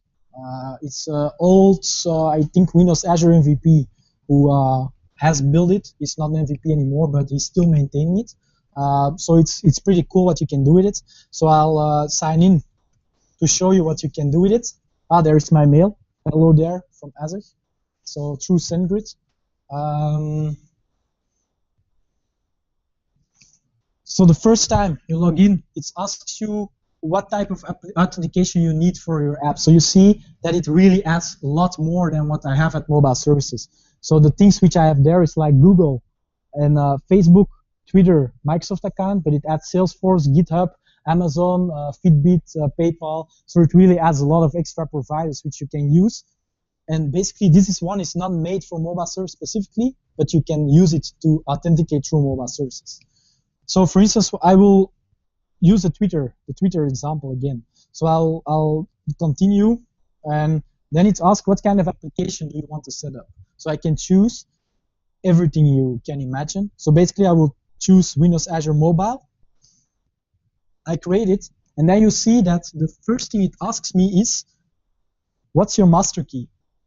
So that's where the master key is needed. It needs, because it's a background process, it needs to know the master key, and I will explain you why in a second. The master key has really needed purpose in this scenario. So I go to my dashboard, I go to my manage keys, I copy my master key, copy, why doesn't that? I copy it here, save, and now I go to my applications, settings, and you see that it generated a client ID and a client secret, and I still have to enter the app callback URI, which in this case will be auth0.com/mobile. Save.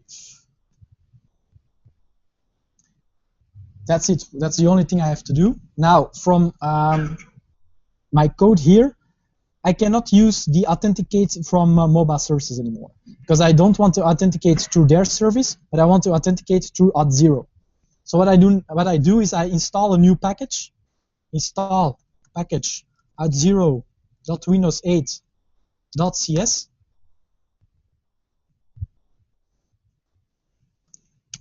You ask Auth0, create a new Auth0 client,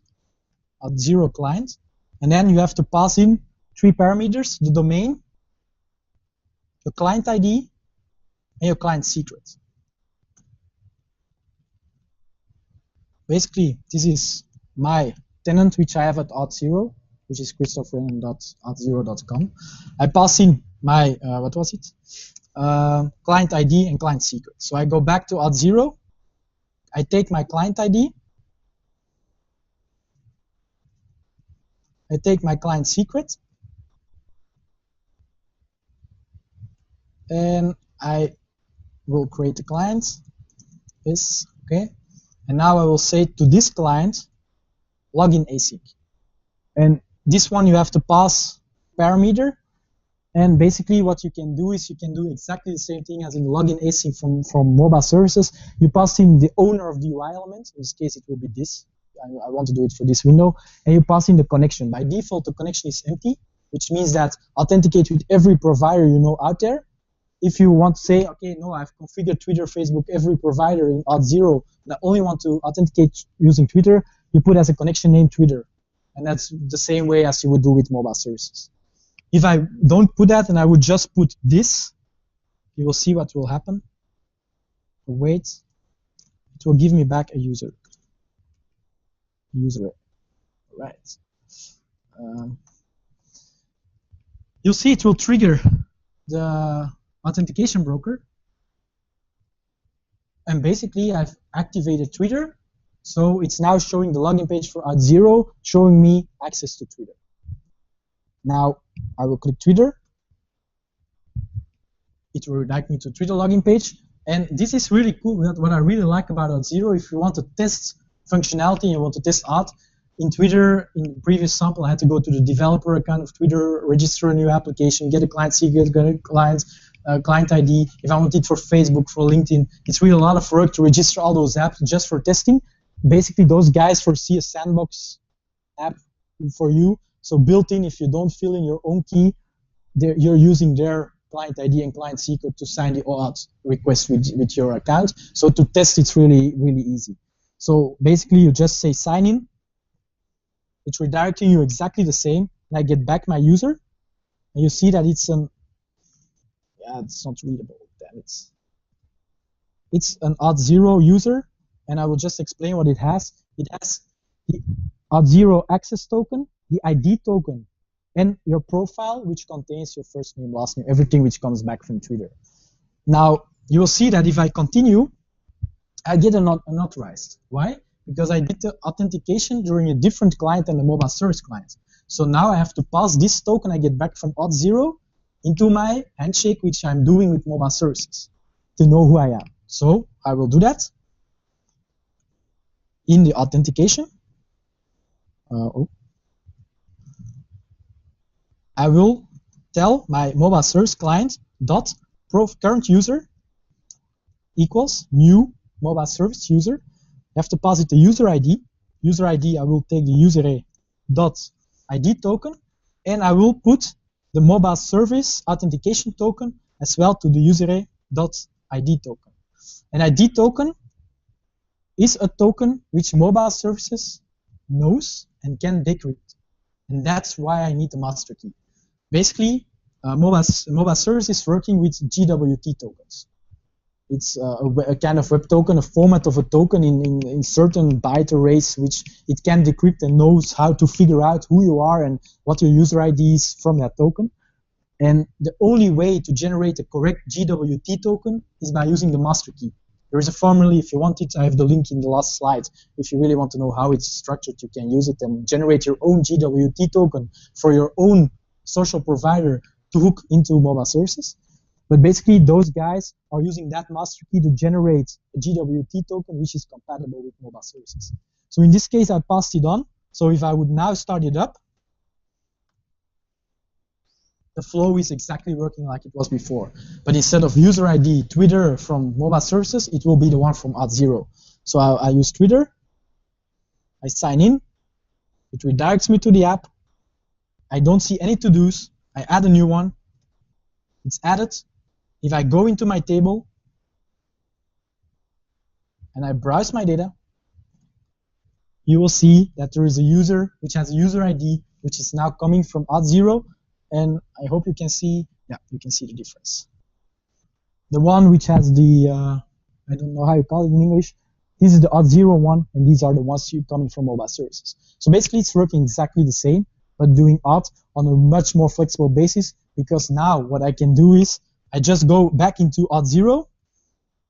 I say in connections, social, I also want LinkedIn. how was the demo? I was talking to the developer of this thing yesterday because I fixed a bug in their Authentication Broker, and yeah, he's asking how was the demo, so it's still going on. So if I would,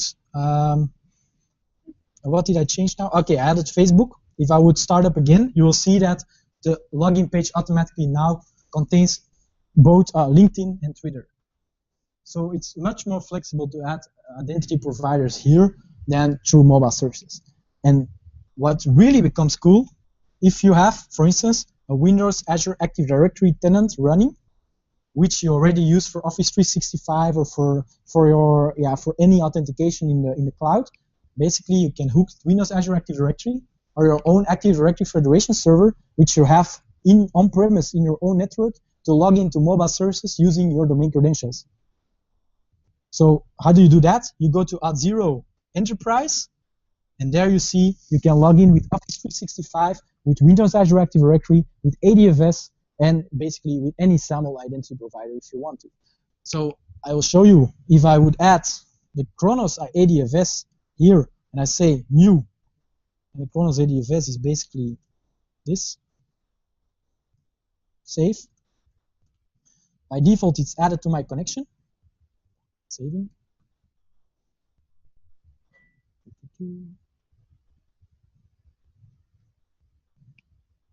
Doesn't like me. Okay. If I start up now, I still have to set up this trust between Auth0 and ADFS, which I cannot do now because I don't have access to the Kronos ADFS. But you see now that it added both LinkedIn and Twitter here, or I can log in with my email address. And if I use an email address, it will automatically pass me on to the Kronos ADFS. Yeah, okay, that's normal. It doesn't know Kronos.be because I didn't set it up here. But if I want to remove those other, I just go to my mobile service again. I go to connections, and I say, okay, disable LinkedIn and Twitter for this application, and then it will automatically redirect me to the only one I have, which is in this case Kronos ADFS. So I'm coming to the Kronos login page. I can log in with my Kronos username and password, which is basically the IDs here internally in the network. It authenticates me, generates a GWT token, I get it back in my user, I pass it to my mobile service, and basically I logged in with an enterprise account to authenticate against my mobile service, which I think is pretty cool. So to set up Windows Azure Active Directory, I can try to quickly do it, but it's, yes.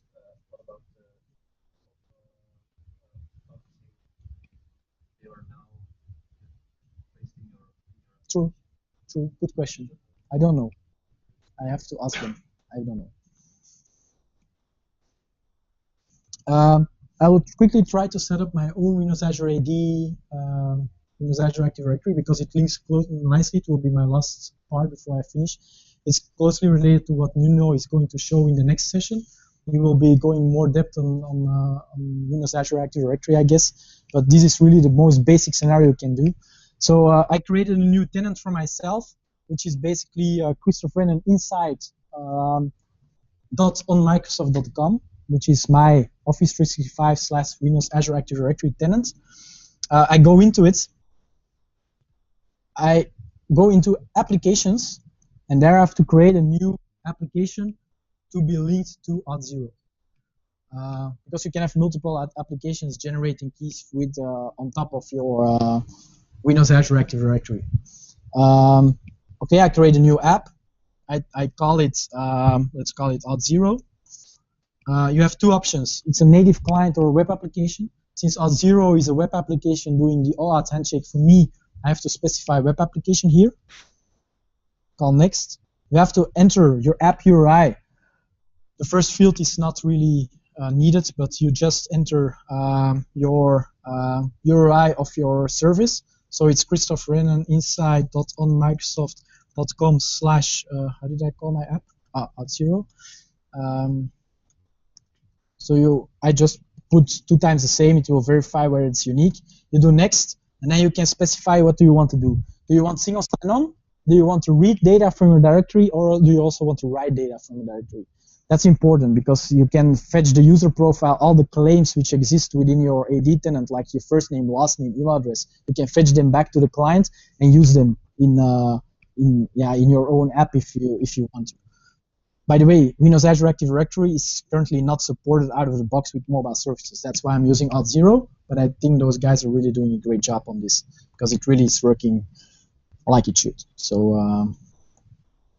So that's basically my app is created, my tenant is there. I need to configure it, and I need to set in my tenant external access needs to be on because Auth0 needs to authenticate. So I put it on. Then I go down. I have here a reply URI, which is basically the URI which I will be sent back to the moment the auth for them is working. So the mobile services will authenticate with Auth0. Auth0 will do the authentication handshake with Windows Azure Active Directory. We'll get back the claims and the tokens from them. We'll sign them into a GWT token. We'll send it back to my client. I will pass that token to my mobile services, and basically I'm authenticated. Really shortly said. So I have to put here the correct reply URI, which is basically this one, auth0.com/login/callback. Callback, and I remove this one. And then you have to choose which key it will use to sign your token, how long it will be valid. That will take 2 years. And basically that's it, and you hit save.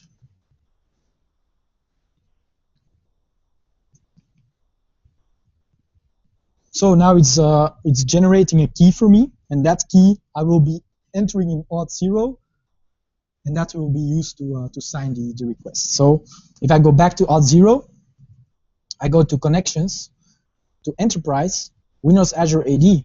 I have to enter my client ID here. Client ID is here on top. I paste it in here. I have my client secret, which is this one. And I'll paste it here, and I save. That's basically all I have to do, because now Auth0 knows how to authenticate with the correct way with Windows Azure AD, but I still need to set it up properly. So I go to Connections, I click New, and then it asks me, what is your Windows Azure AD domain? Because it needs to verify that that tenant is indeed live. I had really a lot of issues with this, because, for instance, you cannot delete a tenant and stuff. You can rename it, but if you rename it, it's basically screwed up. So how you can check if your AD tenant is running properly, you go to the federation metadata. I have it here. I deleted this one, but I will use, this is another one which I have running. Inside. So this is basically the URI which you use, login.windows.net/your domain / and then basically the same as you would be doing with ADFS, federation metadata 2007-06 federation metadata.xml. You get back the XML which specifies how your ADFS is set up. That's exactly the same as you would be using ADFS in any security setup. By importing the trust and you're importing the federation metadata, he knows how to make the trust, how to sign the tokens, and where the traffic is coming from. So basically it's asking me, what's your domain? So my domain is Kristof Rennen inside.onmicrosoft.com. I save, and it will tell me, okay, this one I cannot add. Save. Boom.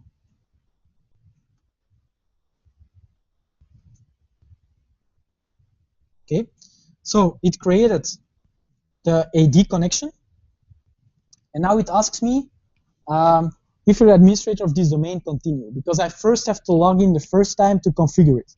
Now, how do I do that? If I would press continue now, basically it's going to say give me an error all the time. So the only way it works for me is by entering Firefox in a private window. Mike would call it differently, but I will not.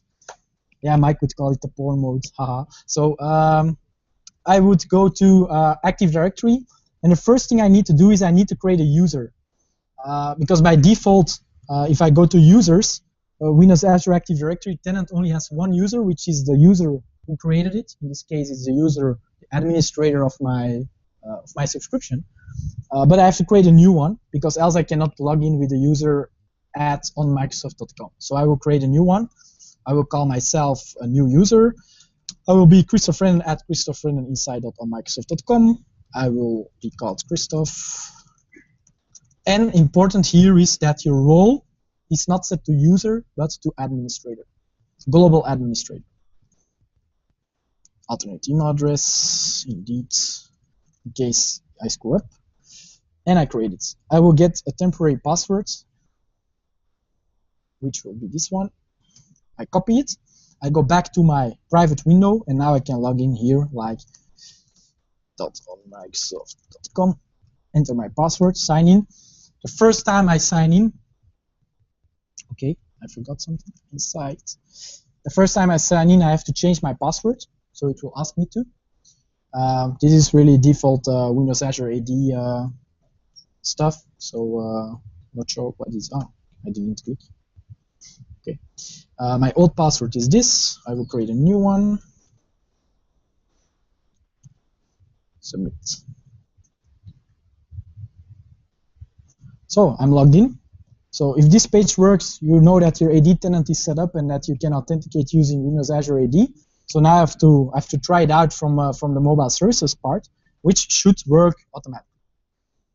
I say should. Let's see what it does. It shows me only the email address, and since it knows that it's only the email address, it will redirect me to what I configured, which is in this case the page for my Windows Azure Active Directory tenant. So I log in with Kristof Rennen at kristofrenneninsight.onmicrosoft.com. You really have to type a lot. Keep me sign in. Don't try, doesn't work. Sign in. It goes back to the user. And if I now add a to-do, and I go check my table of my mobile service,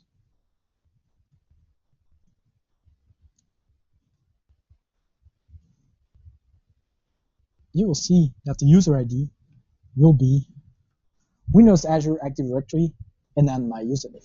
So basically, I've now logged in with my Windows Azure AD tenant on mobile services and have exactly the same flow as I will be doing with mobile services. So that's really a very nice scenario which you can do. I think I have to wrap up because it's taking a while already. Sorry for that, but there's really a lot of stuff to tell more about mobile services than you think at first. When you hear something like mobile service, you think it's really a basic service with limited functionality. No, it's not. You can basically do everything you can imagine. You can do it there.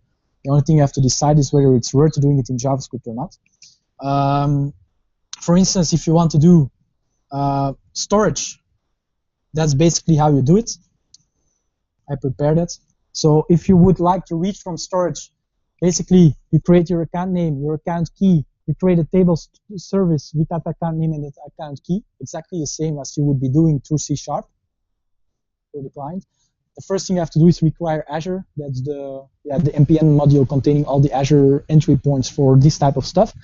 You write a table query. I do a select from to-dos where partition key equals question mark and the user ID, in this case my partition key for to-dos, which is unique, so it's perhaps not the best partition key, even though it might be a good one. So then you write query entities, which basically says read from my table, and in case it fails, return me a bad request. In the other case, return me the entities and HTTP 200. So now I'm reading from table storage.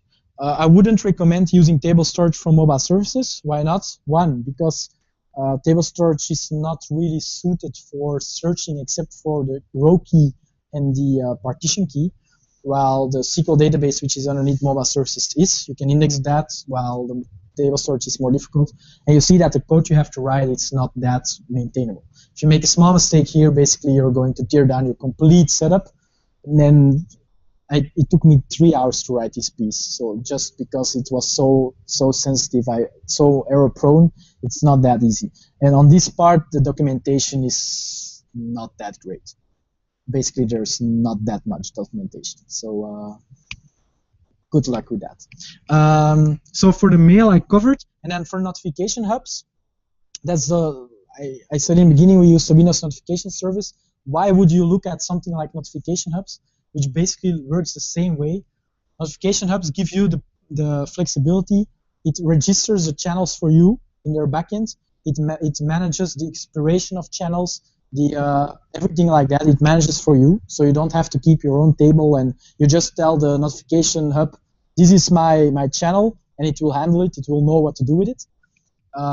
It scales much further. It's a paying service, so it's not the first X hundreds are free, but if you want to go bigger, you have to pay for it. That's the reason it's more guaranteed delivery. You can send millions of messages in only a couple of minutes.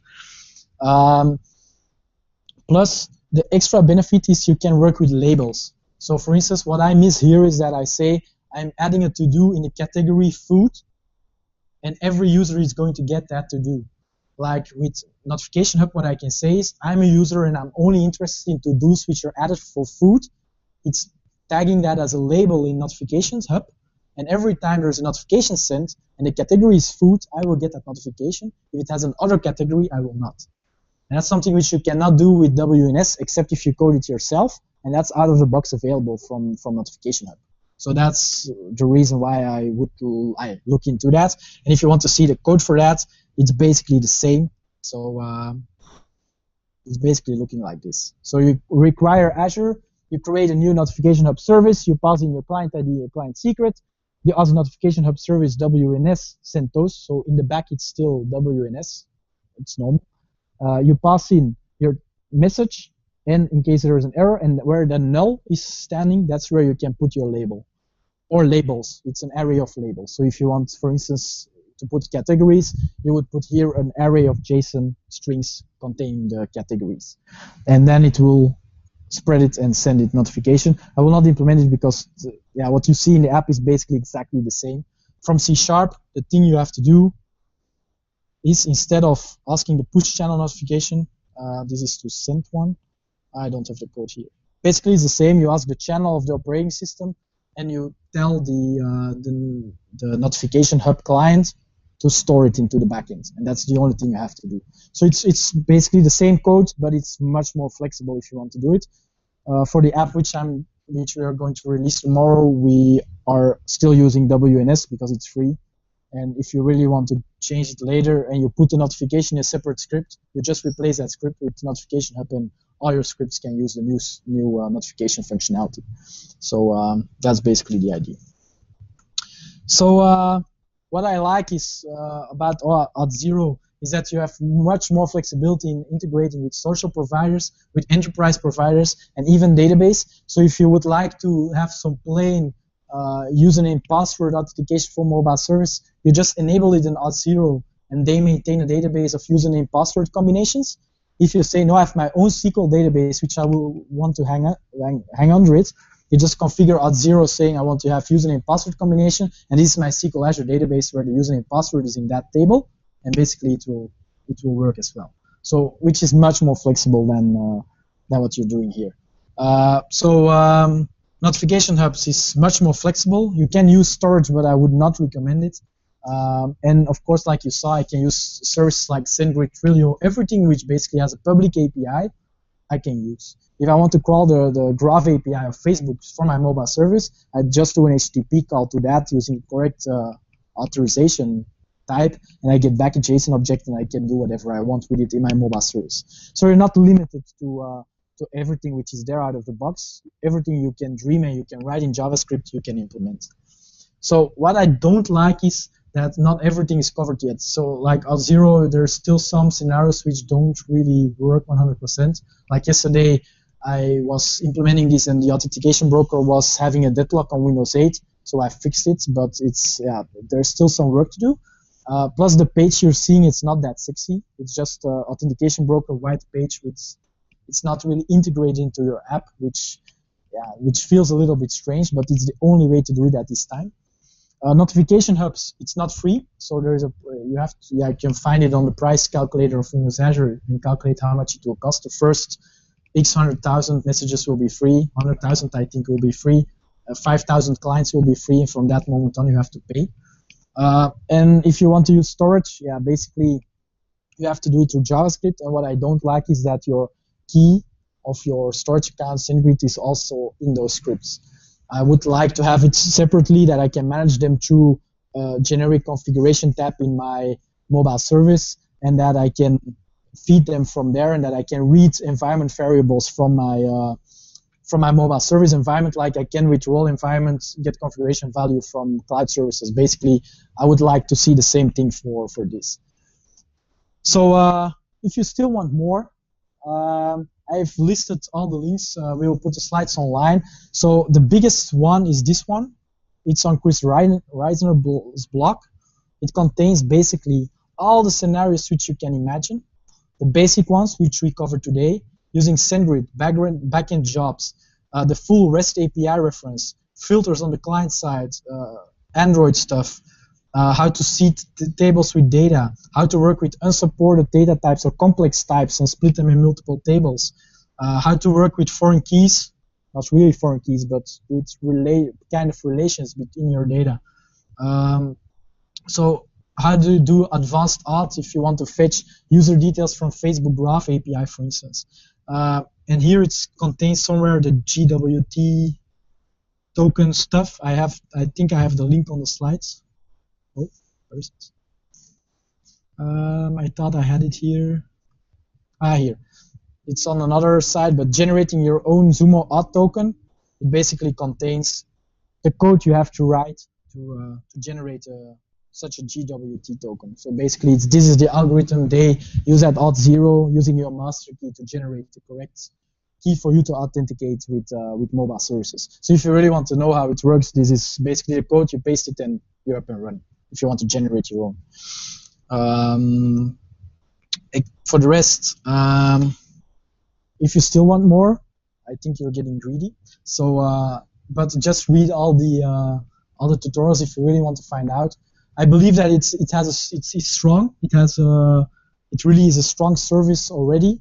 The features they're going to implement, which are coming, are going to even improve it a lot. But I think what you can already do with it today is really quickly start by building an app. But always keep in mind, if you go outside certain limits, think about the price which you have to pay for the mobile service, because it's not free. It's not that cheap. And for the same price, you can, for instance, host 2 small machines in a cloud service, but you have to write your API yourself. The moment you're stuck with mobile service and you reach your limit, you can, you're locked in. It's pretty difficult to get back out of it and go back to another API. You have to start writing it from scratch. Stuff which are currently missing in the mobile service, which I think are really needed to build a proper mobile solution, is API versioning. It's not there. So basically, if you want to version your API differently, the only way you can do it is with custom APIs. If you want to do it on the other table inputs, you cannot, which I think it's a pity, because if a structure of a table changes drastically so that your client might be broken, you're stuck. And I think that on the authentication side, there's also still a lot of stuff missing. So you can authenticate basically with those 4, but if you want to do more, it's not that easy. So if you still have questions on this, or you want to see some stuff, or you want to have some code, just ask me. Thank you for your time. Sorry that it took that long, but it's really a lot of stuff to cover in a short amount of time. I hope you enjoyed it, and see you at the next Azure event. So thanks.